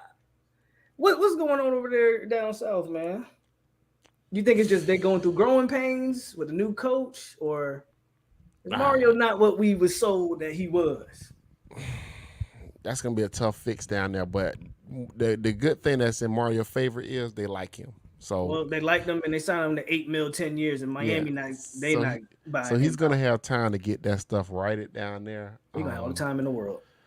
I actually don't think they're as bad on offense as everybody think they are. I think they are a couple plays away. They're a couple breaks away from getting it figured out. I don't think they're that far away, to be honest with you. But I think it's been a work in progress going from that spread to that pro style for them. And, you know, it's funny. It's funny how, as FSU fans, we apply everything that's wrong with our football team to injuries, but other teams don't have any injuries. But, you know, Miami's been dealing with crazy injuries on the offensive line, running backs, wide receivers. Just like ours, yep. Yeah, so, I mean, they got a lot of moving pieces, too. The problem is, and this is just, now, I get it. We lost to Jacksonville State last year, but that was last year. I mean, Middle Tennessee State. My thing with Middle Tennessee State was it's not even that you lost to them. It's the way how them boys just went up and down the field on you. Oh yeah, the defense was terrible, but they was missing a lot of players on defense too that game. But like I've told somebody, dude, playing these little schools this year is not good because they all got like 7-year players on there. Yeah, that guys that transferred in that played 6 years of football. That COVID year did some. Yeah, I keep telling people I'm concerned about the Cajun game when we play the Cajuns. I'm They haven't concerned. looked good this year, though. I'm not too worried about that game. I'm concerned, man. But anyway, I'm just saying, like these little teams got like a lot of COVID kids on there. They're not that bad, dude. Like you're right. You're right about that. the parity from 17 to like 55, it ain't that different, dude. It ain't that different this year. It ain't that different. You ain't lying. I mean, you gotta think about it. You got some 25, 26-year-olds playing on some of these teams. You got grown men playing on some of these teams. Yeah. So it's not that different. You know, so even if they ain't that good of a player, I mean, they still got they got a certain level of like strength that some of these kids ain't got yet. Yeah, and if you a little banged up going into that game and you taking it too light, and then you get in the game, next thing you know, bro, you in a 4-quarter football game. You like, God damn. You thought you gonna be over by halftime, bro. You in a 4-quarter game. That's exactly what's happening. Yeah, so it's been like that this man. It's been freaky this year, man. Some of these COVID kids gotta get out. These COVID kids gotta get out of school, man. The hell. Graduate already. Get out. We need the cupcakes back. Bring the cupcakes back. Shit. For real. But yeah, man. But anyway, man, this was great. I cannot stay on all night. I gotta get some rest. Feel you, bro. You got work tomorrow? Or you just tired? I gotta go to. Oh no, you going to the game? No, you said you was going to the game tomorrow. Yeah, I'm going to Tallahassee tomorrow. So I gotta get up early, pick my girl up, and we riding. We in there. All right. We in there tomorrow. So I'm hoping for a good showing, but I think it's gonna be a. I hope they prove you wrong.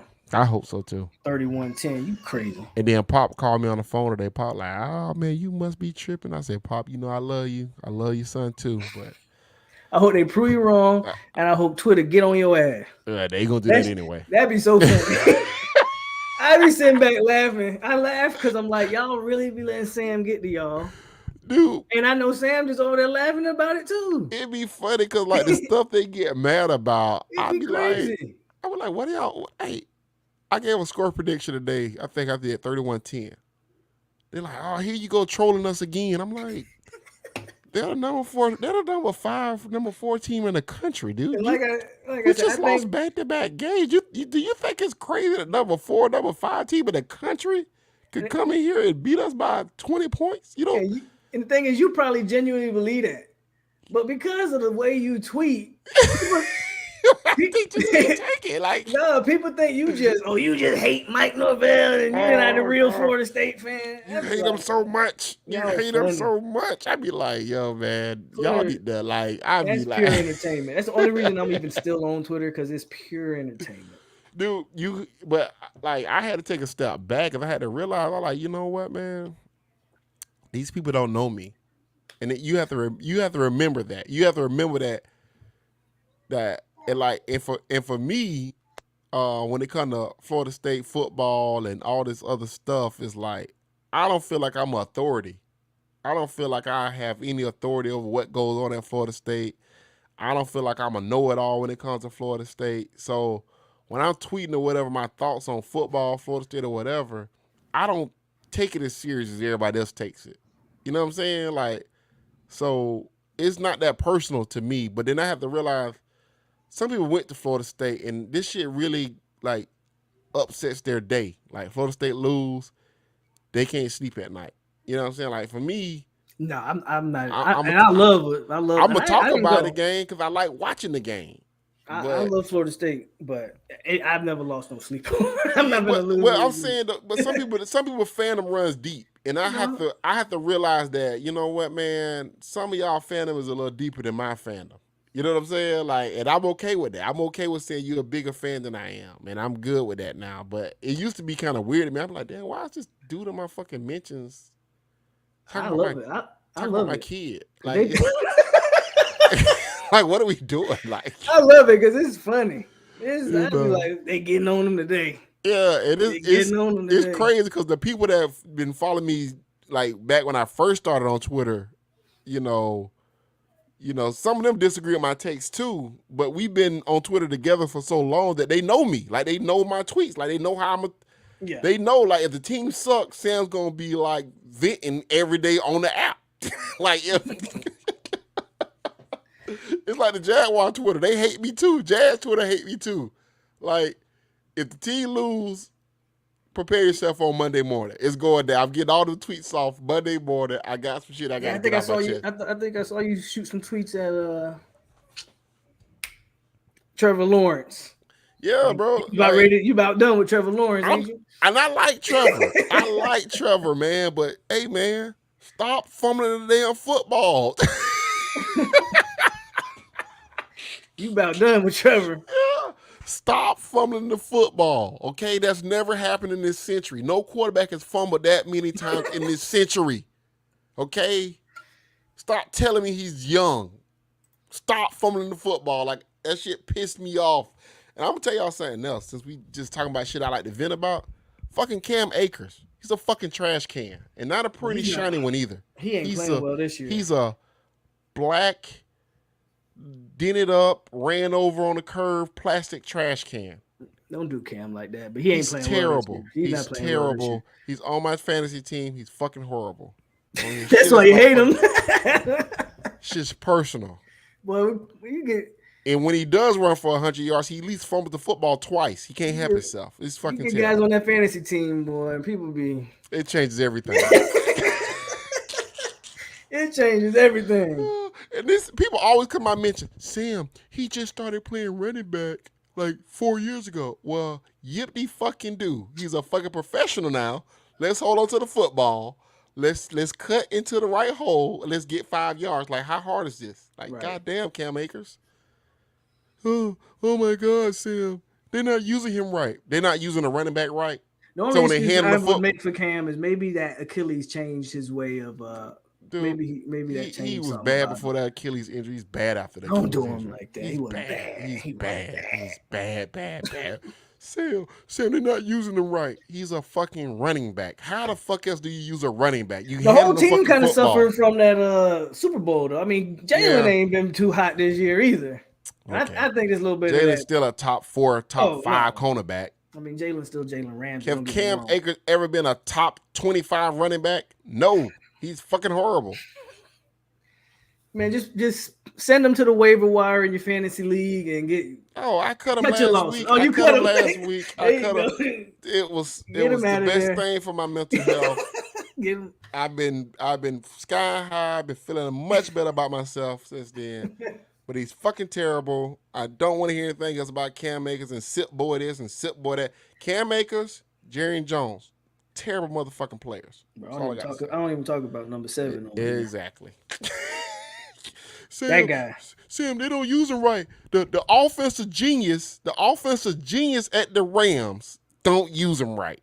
Shut the fuck up. He's terrible. Stop it.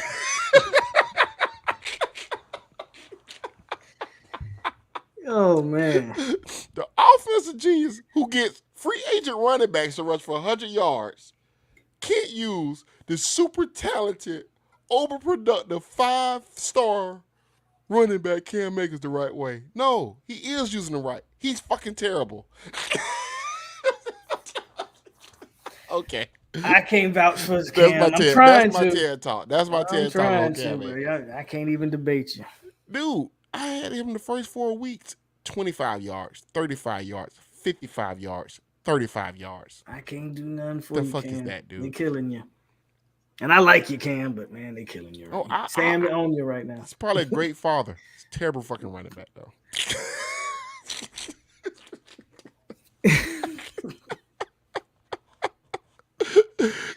Nobody talks about it because he got drafted in like the first or the second round. That's why nobody really says anything about it. But if he was like a top 25 pick, a top 10 pick, everybody would be talking about how fucking terrible he is because he's fucking horrible. And I said it 2 years ago. I'm like, you know what? I think he's never really been the featured guy. I told somebody this 2 years ago. I said, I think Cam's a bad running back. Whole FSU Twitter got mad. Oh, Sam, you don't know what the fuck you talking about. Now look at him. He's about to get fucking cut. And my jackass drafted him. Then why'd you draft him if you always felt like he was trash? I don't know, man. I don't fucking Norvell. Don't you blame Mike. You better not blame Mike. LSU shit had me feeling good.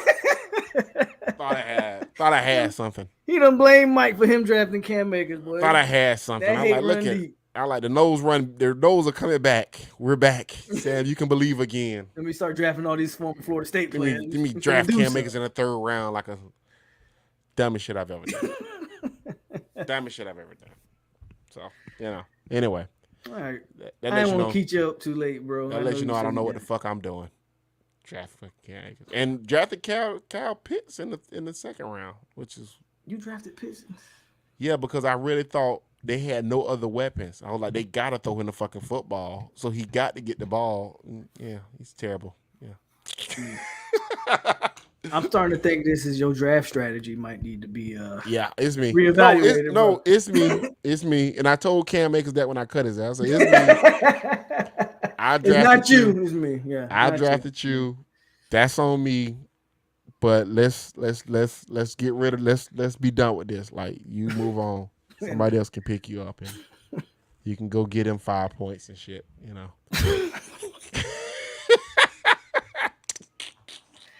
Oh, Sam, you a fool, bro.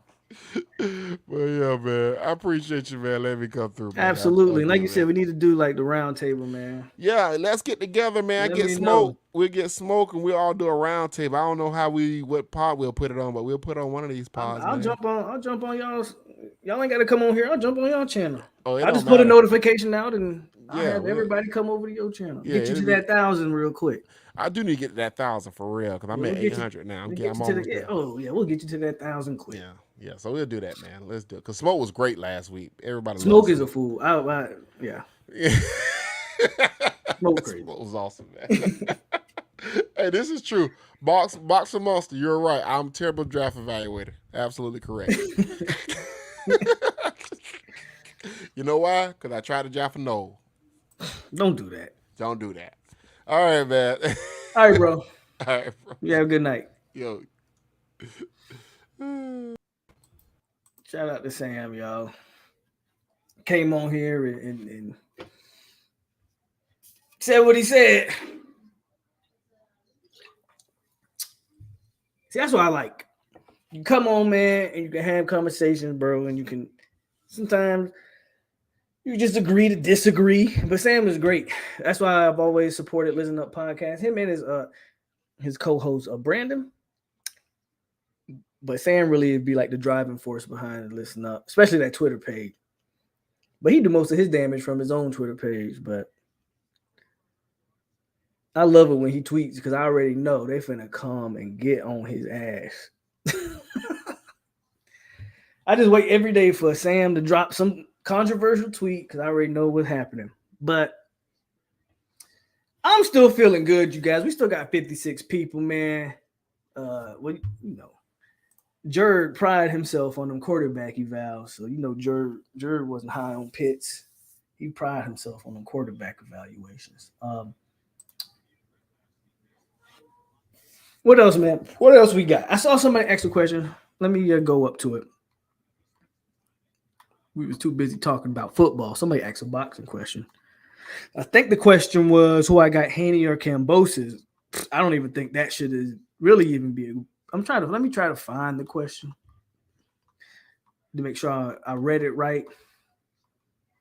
I believe the question was who I got, Haney or Kambosos. I don't even think that's a legit question. I mean, that fight's not going to play out any differently than what we saw the first fight, as far as I'm concerned. So yeah, as y'all know, I'm also a boxing nut. So big weekend for me. And if you like fights, man, you got Caleb Plant. You got why you gotta be Pillow Fist? So y'all be hating. Y'all are called Haney Pillow Fist, and then hate on Deontay Wilder, and he knock everybody else and say, well, he ain't got no skill. So which one do we like, Loading? I don't know if you're a Deontay Wilder fan or not, but I'm asking you. You will call Haney Pillow Fisted, but Haney one of the most technically sound boxers in the game. Really, the only guy I could think probably better than Haney is Shakur. In my opinion, Loma's probably up there too. Loma's probably up there too as far as technically sound. But what do we want, bro? Do we want a guy that's knocking guys out, or we want a pillow fist? Because you probably think Deontay Wilder can't box, which is fine. But what do we want? Haney's my guy. So Haney's my dude. We both like Bud. He has it we like both like Bud. I think you're trying to say we both like Bud. Got you. I like Bud, but I am a bigger fan of Earl Spence. I'm a bigger fan of Spence. My problem with Bud has always been his resume, bro. It's always been his resume. That don't mean Bud's not a great fighter. I think Bud is a great fighter. But I'm gonna take Spence in that one, personally. Because I'm a fan of Spence. Hopefully that fight gets made. That's not true, champs. I mean, if you like UFC, I'm the opposite. I can't really get into UFC like that. I'm a fan of the sweet science of it. I'm just a boxing guy. I think UFC is cool. Don't get me wrong. I watch it, but for me, when I'm watching UFC, you know, I don't know, man. I think it's something different when you just sit in a ring and all you can throw is these, like Dodd, Bob, Weed. Like that's different to me than just grappling with a guy and wrestle him down, you know. Just my particular taste, but I got nothing bad necessarily to say about UFC. I'm just a boxing guy. Haney all day. You're just a hater. Haney jab, jab, hold. Bruh. Okay. Bud all day. I got Earl, but I ain't mad at. If you think Bud would be Earl, I ain't mad at that. I like Earl on that one. Roy Jones, the best, past tense. I'm still living. Roy Jones to me is still the best boxer of my lifetime, my opinion. Roy Jones is the best. Roy Jones is the best guy that I've ever seen in my lifetime live with my eyes. Is Roy Jones. Appreciate you, No Squad.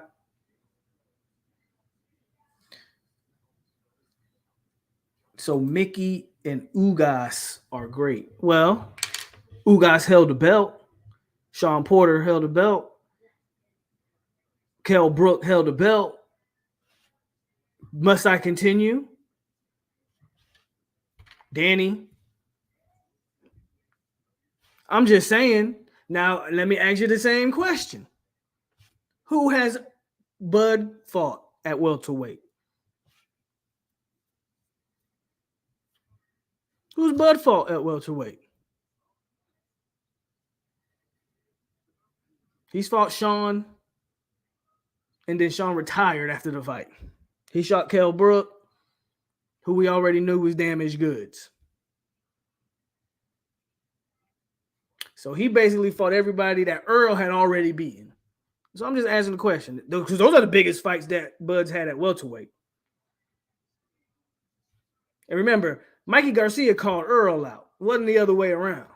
And he said he saw some of Earl and he thought he could beat him. And at that point, Mikey Garcia was also considered like a pound-for-pound guy. I'm just saying, tell me who Bud's fought, and then let's compare the resumes. Haney's resume is suspect too. But you know what Haney did? Haney beat the guy that beat the guy that beat the guy. So we can talk about Haney's resume, but Haney beat Cambosis, who beat Teofimo, who beat Loma.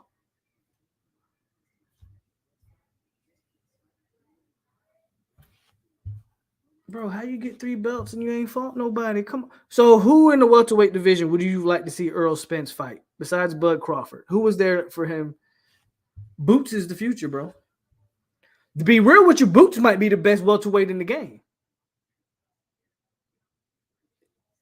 It's all about Bud Crawford and Earl Spence at this point, but Boots might be the best welterweight in the game. But anyway, like I said, how you get 3 belts and ain't fought nobody? Styles make fights, so he beat the guy that beat the guy. Means nothing. I mean, it means something. He's an undisputed lightweight champion of the world. So it means a little bit. Come on, man. It means a little bit. It means a little bit. Boots is the best. I think Boots probably is the best welterweight in the world. Here come Boxing Monster. I haven't even talked about Deontay. I mean, we've been talking about welterweight fights. I ain't even talked about heavyweights. We can move the heavyweight discussion if you would like to. Boots is overrated. Oh, God. See, this is why I can't take Boxing Monster serious. Now, Boots ain't really fought nobody. Let's be clear. But they do that with all the young guys coming up.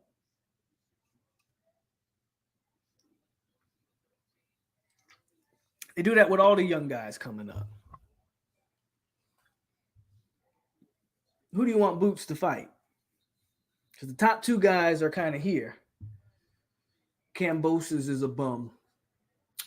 I don't think he's a world beater, but again, he beat Teofimo, who everybody said was the greatest thing since sliced bread. Teofimo beat Lomachenko, who everybody said was even greater than sliced bread. So y'all be hating on Tank Davis. I said Tank Davis because I saw this comment. Y'all be hating on my man Dev. Dev the real deal, man, but that's okay. Mikey was at 130, and Earl couldn't hurt him. That was sad. I mean, I guess.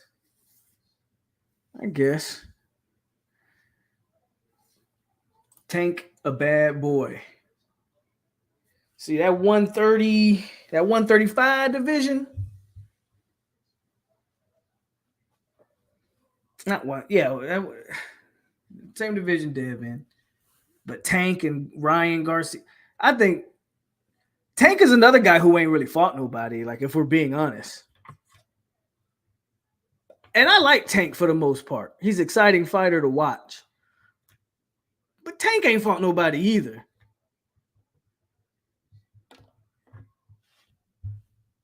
Heavyweight stagnant right now. Well, that's because, your boy ain't been fighting. And Fury ain't... Who Fury fought since Deontay? Dillian White?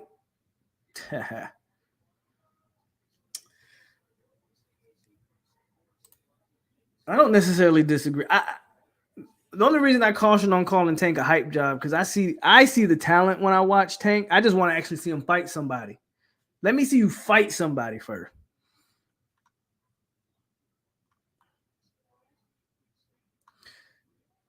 Boots has fought tomato cans. Tank beats Haney. I don't know about that. That's crazy talk. If Tank can catch him, sure. He might catch him, and he might. Haney's been hurt, so if Tank can catch him, but there's levels to this.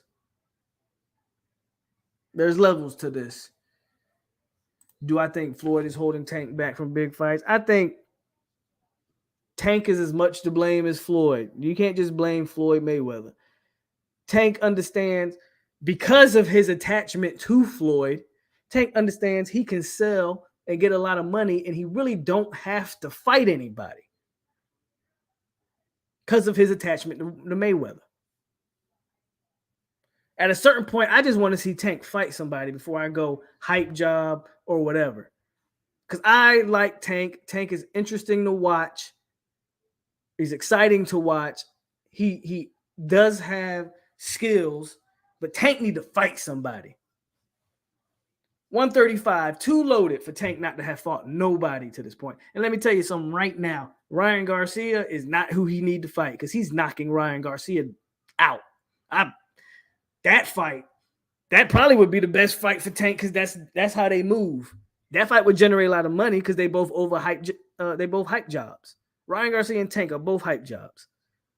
Well, like I said, I won't call Tank a hype job. I just want to see him fight somebody.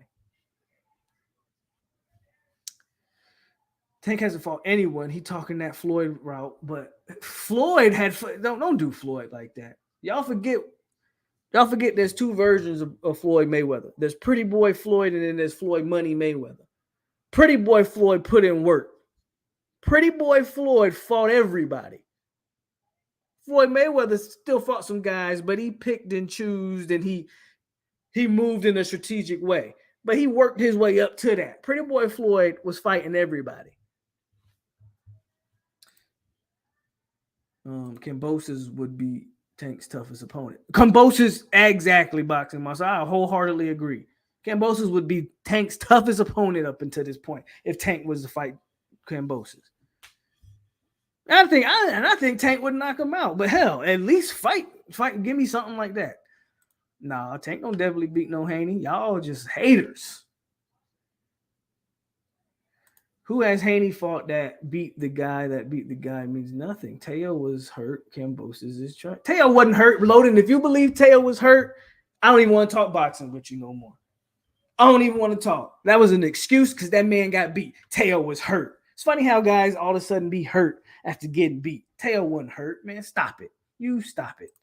Charlo brothers. I like the Charlos, but I think Jamal at middleweight, he needed to get busy. But Mel is the truth. He's undisputed. So I can't say nothing bad about Jamel, but Jamal gotta do some more stuff at that 160. But I like Charlos.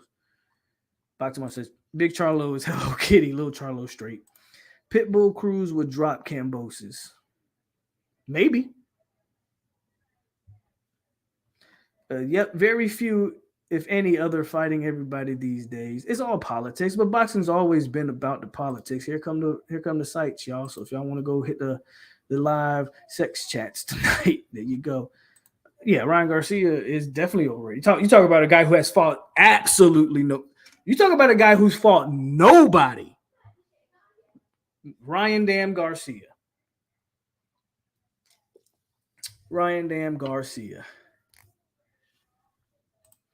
The Charlo train is cooled, especially for Jamal. Yeah, the Jamal train is definitely cooled off. He can't get no fights at 160.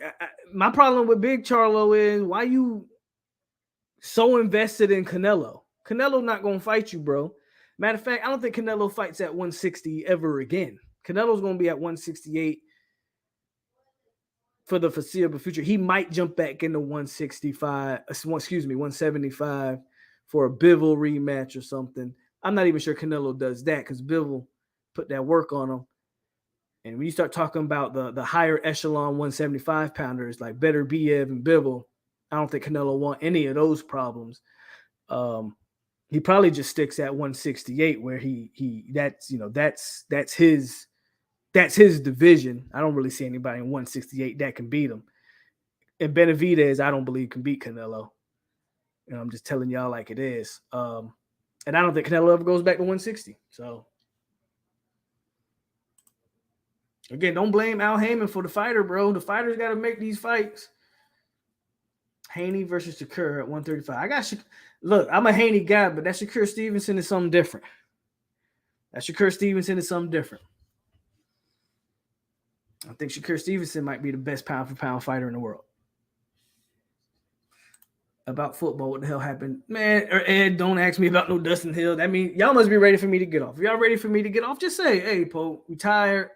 It's 11 on the East Coast, 10 on Central Time. We don't want to be on your live stream no more. You bring up Dustin Hill, that's what that says to me.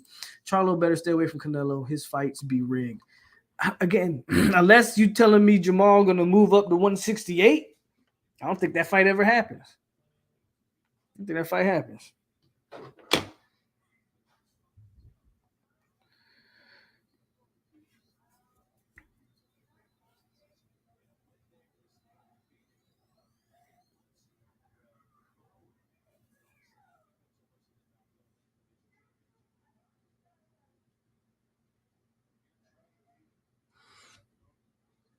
Bro, there's nothing to hear. He says, no, seriously, there's nothing to hear.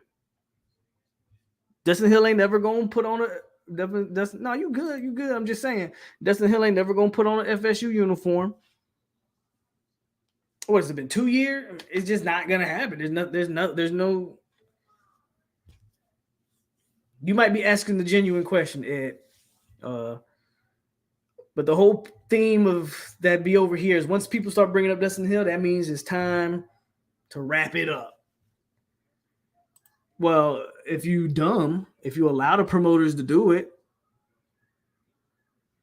there's plenty of boxers who have ran their own career and ran it smart. Devin Haney run his own career. If we want to talk about current boxers, don't no promoter run what Devin Haney been doing. Matter of fact, Devin Haney left your boy Eddie, and came over to get the unified, undisputed. And he took less money doing it because he didn't care about that. So promoters only run what the boxers allow them to run.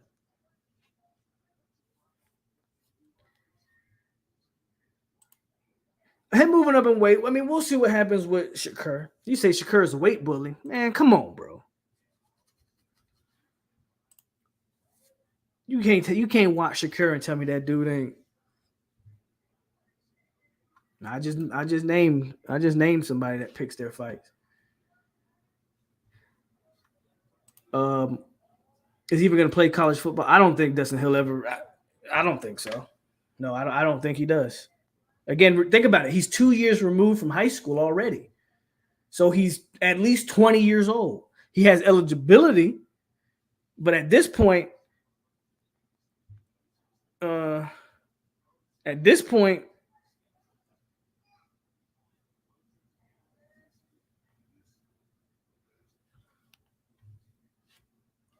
what is he going to do? Play? I mean, potentially he could, but I don't know. Haney don't run nothing. He got to fight who, Bob? For one more fight, bro. Stop. He left Eddie to get undisputed. He has one more fight with Top Rank after this fight with Cambosa. He has one more fight. And he ain't who they gonna put Loma in front of him? I hope they do. That's the fight I want to see. I'm not sure. I'm not so sure Haney after this fight. I'm not so sure Haney stays at 135. He's struggling to make the weight at 135. I think Haney goes up to 140 after this fight. So then who you gonna put in front of him? Teofimo? Because he's at 140 now, if I'm not mistaken. They're not gonna put Teofimo and Haney in the ring with no belts on the line. They're not gonna happen. Can Fury just retire already? My problem with Fury is, like, why isn't that Usyk fight happening? Why is there talks of him fighting Chisora and some of these other guys? Like, I don't know. You knew Hill wasn't coming. I knew Hill wasn't coming a long time ago. He's going to sign back with Bob because Bob got all the belts at 35 and 40. So to your point, Loading, I honestly don't even know who has all the belts at 40. So you make a decent point. Even if he does go up to 40, if Top Rank's got all the belts over there, then yeah, he might sign back with Aram. So you might be right to your point, because I'm not even sure who. I'll be honest with you, I don't even know who has the belts at 140. I can't, off the top of my head, I can't even think about it. Who are the champs at 140?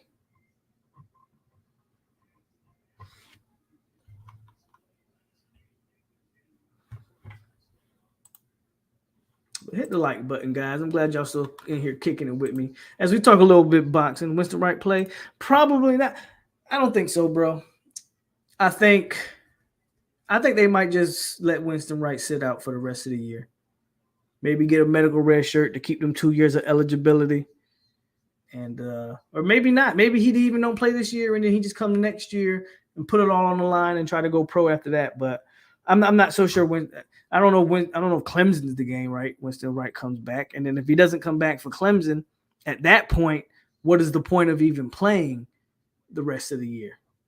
And I spoke about this on Wednesday, with your wide receiving room kind of being solidified. Like, we kind of know the rotation there with Johnny and Micah and Ontario. Unless you're saying you're going to take Malik McClain's spot, I mean, they kind of have settled in on 4 or 5 guys. Well, I have a feeling they will fight again. But it depends on if Wilder's able to maybe get. I don't know, man. It all depends.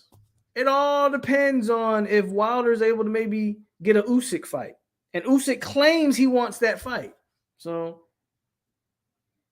Wilder fights this weekend, Ardavius. He fights Helenius. So I'm tuned in. Caleb Plant and Anthony Durrell got a good fight. I'm interested in that. That's actually a pretty good card in my opinion. So, like I said, you got some good fights this weekend. You got Caleb Plant making his return to the ring, Wilder making his return to the ring, Devin Haney. If you're interested in women's boxing, Clarissa Shields also fights this weekend.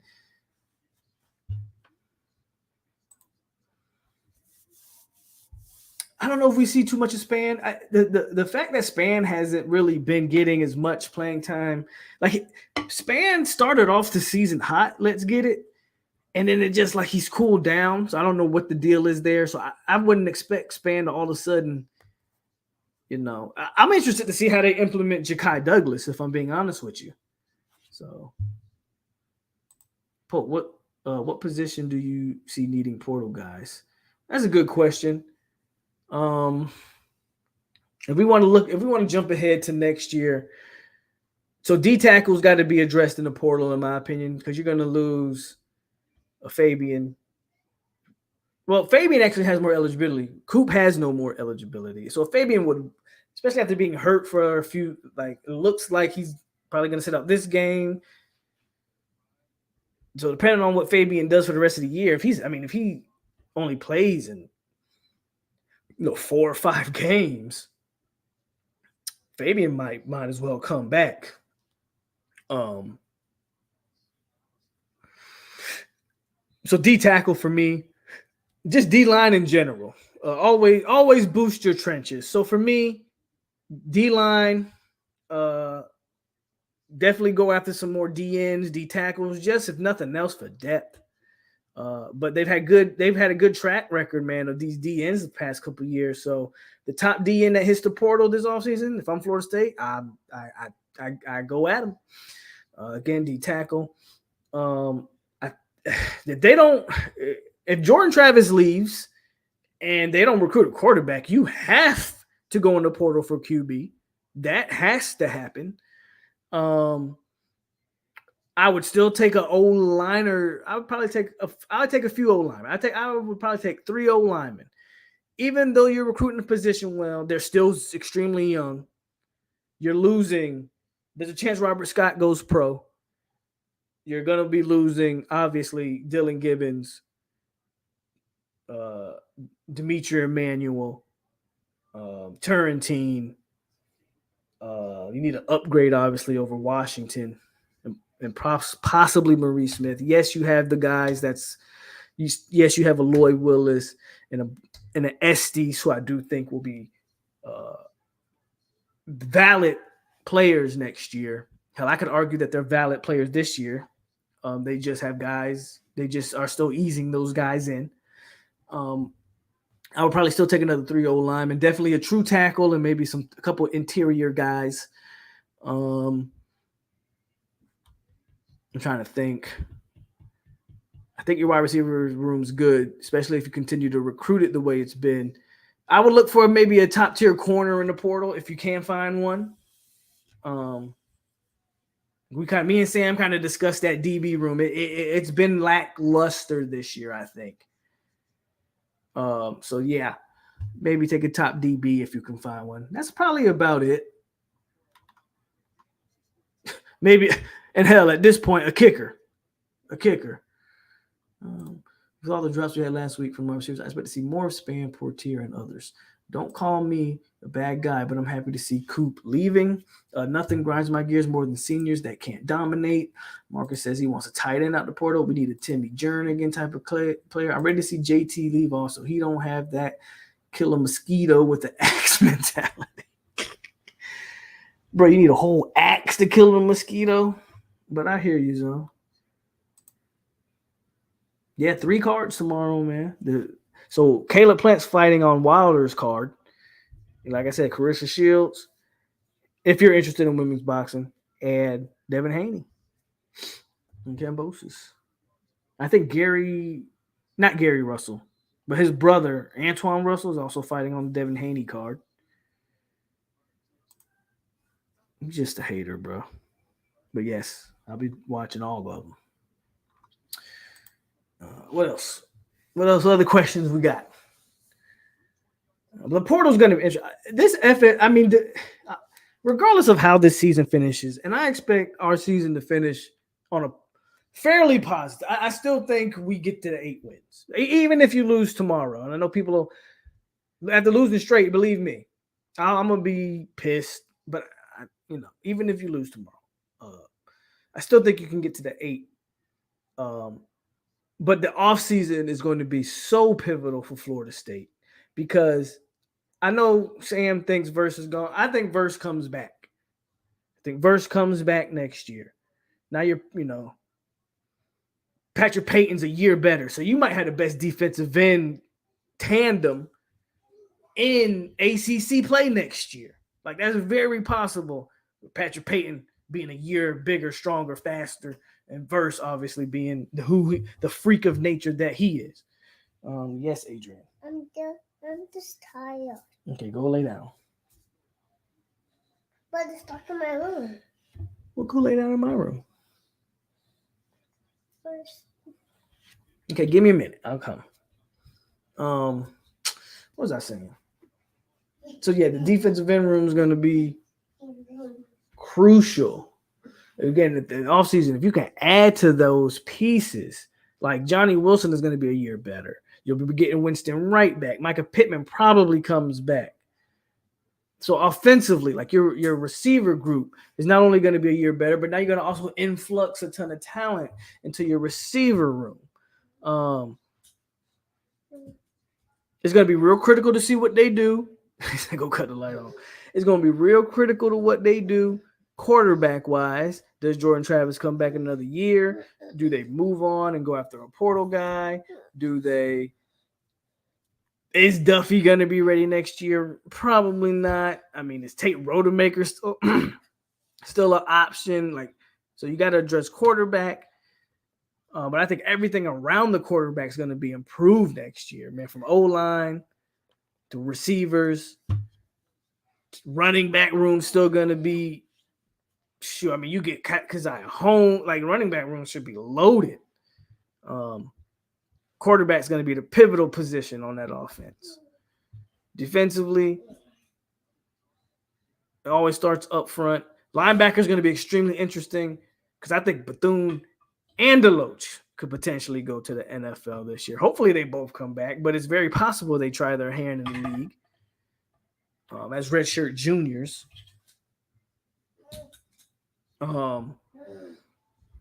And still continue to try to build depth at the backer position. And then can we find some true corners?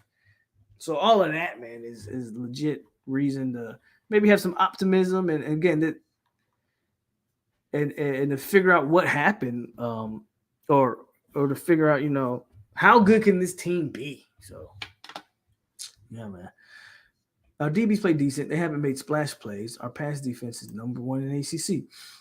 Do you think FSU stays in the ACC or move to the SEC with realignment? I don't know if they go to the SEC. Personally, I want us in the Big Ten. I ain't gonna lie to you. I wouldn't be mad with the SEC. Don't get me wrong, but I would love to see us in the Big Ten personally. But I don't think FSU's long-term home is the ACC because I don't think the ACC makes it. What happened to Travis? I don't know. Is he hurt down there at Jackson State? So I don't know, man. You guys tell me. I don't know what's going on with Travis Hunter. I think Duffy gonna be great next year. I don't know why. Mike Norvell needs to coach his ass off tomorrow on playbook. I think Ja'Kai or Tofili break one on the wheel route. Can Duffy be our Drake May? We would need it, wouldn't we? So yeah, that's what I'm saying, man. Those are the questions when you really talk about. Bro, number 5 from Navy just dropped the easiest catch. But yeah, those are the questions. I'd rather see us in the Big Ten. Also, 7 wouldn't play another down. 7 shouldn't play another down this year. If we can go to the Big Ten, that would be great. He playing tomorrow versus Bethune. Oh, is he? Okay. So we'll see what. So there's your question. There's an answer maybe to your questions, though. Check out them playing Bethune tomorrow. Maybe Travis does some stuff out there. But I do think he's been hurt, which isn't even surprising to me. Great talent, but he's a little on the small side. So Hunter can't make splash plays against HBCU's players. So would he have been a bust here? I don't know if he would have been a bust. But again, he's not the biggest player loading. So for me, it wouldn't have shocked me if they had.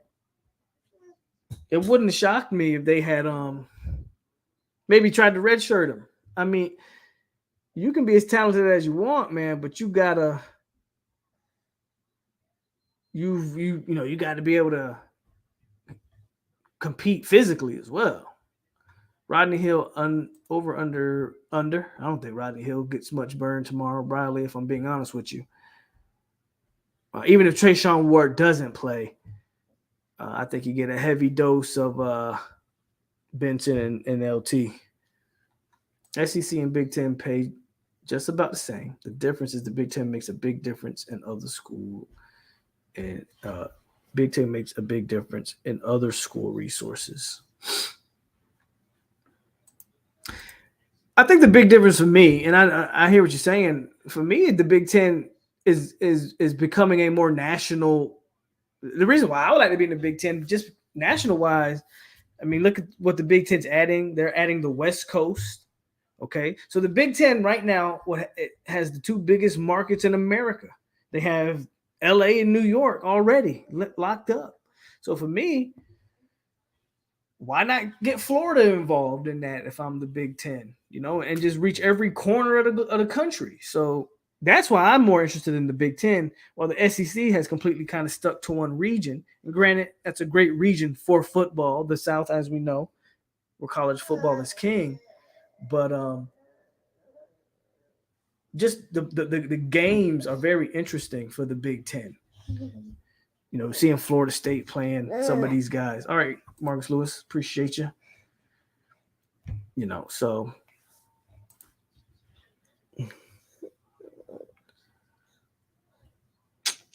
but yeah, man, tonight we better off in the Big Ten over the ACC. We're better off in damn near any conference over the ACC.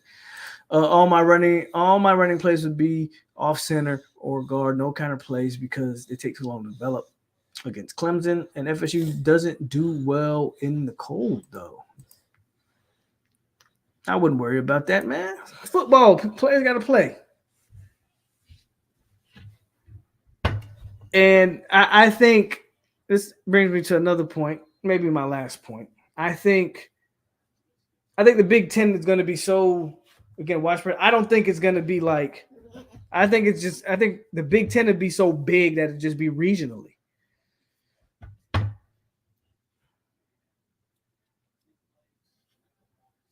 Two schools of thought. Do you think we'll go empty to spread their numbers or go heavy to keep drivers clean? I don't think we go heavy. I think they'll just do what they've been doing all year, Briley. About 3 wide. 3 wide in the tight end. I don't expect them to do 2-3 tight end sets or 4 or 5 wide. That's just me. Big Ten is a different kind of cold come this time. Again, I hear you, but my dream scenario is we leave Miami and Clemson in the ACC. I low-key would like to take, believe it or not, and it's, I low-key would like to take Miami with us. I think the thing that makes college football great is rivalries. And there's a reason why you see Texas and Oklahoma moving as a tandem, UCLA and USC moving as a tandem. Rivalries make games great. And if we make the move, I think we got to forget Clemson. I've said this a million times, and some Florida States agree with me, some disagree. I don't consider Clemson a true rival. I believe that is a ACC-created rival to market and boost ratings and those things. I think bring Miami with us wherever we go. That's just my opinion. My dream scenario is Miami actually drops out of the Power 5. Well, if they keep playing the way they playing this year, they might go to the Group of 5 schools. And I don't know, Polk. Hey, man, it's all good. I've been on 2 hours, so you catching the tail end. So we about to get up off of here. We gonna keep the Georgia footprint regardless. You're gonna keep that regardless. But that's all I got tonight, guys. Mary says facts. Look at any rivalry list. FSU is the only school featured twice with our UF and Miami rivalries. So that's all I got tonight for you guys. I appreciate you guys tuning in as always, man. We had Sam. It's good to have Sam. It was the triple shot, but my usual co-host, to their credit, they did tell me they probably wouldn't be able to make it. So I'm not gonna say they stood me up. It happens. So we didn't get to see Juerg or Terrence tonight. But Sam filled in for them. And he did a great job. Shout out to Sam. And if you don't know Sam, Listen Up Podcast. I'll be honest with you guys. I think you should go subscribe, go support him. But I know some of y'all don't like to go judge for yourself. Let me say that. I won't say go judge for yourself. But I love them guys. I like what they do. So go shout out to them. Go check them out. And thanks, Sam, for coming in and kicking it with us. And thanks to everybody in the chat for coming in and kicking it with us. And y'all already know tomorrow night, win, lose, or draw, y'all know where to find me. We're going to be here, 863 Seminoles TV. We're going to be here live. I'll probably have some liquor in my system. So who knows the kind of show. No, I'm good. Who knows the kind of show y'all going to see. If we win, yes, sir. If we lose, well, yes, sir, again. But shout out to y'all, man. As always, it's your boy Polk over here on 863 Seminole TV. Stay classy, Seminoles. And we got you. Go Noles. Have a great rest of your Friday night.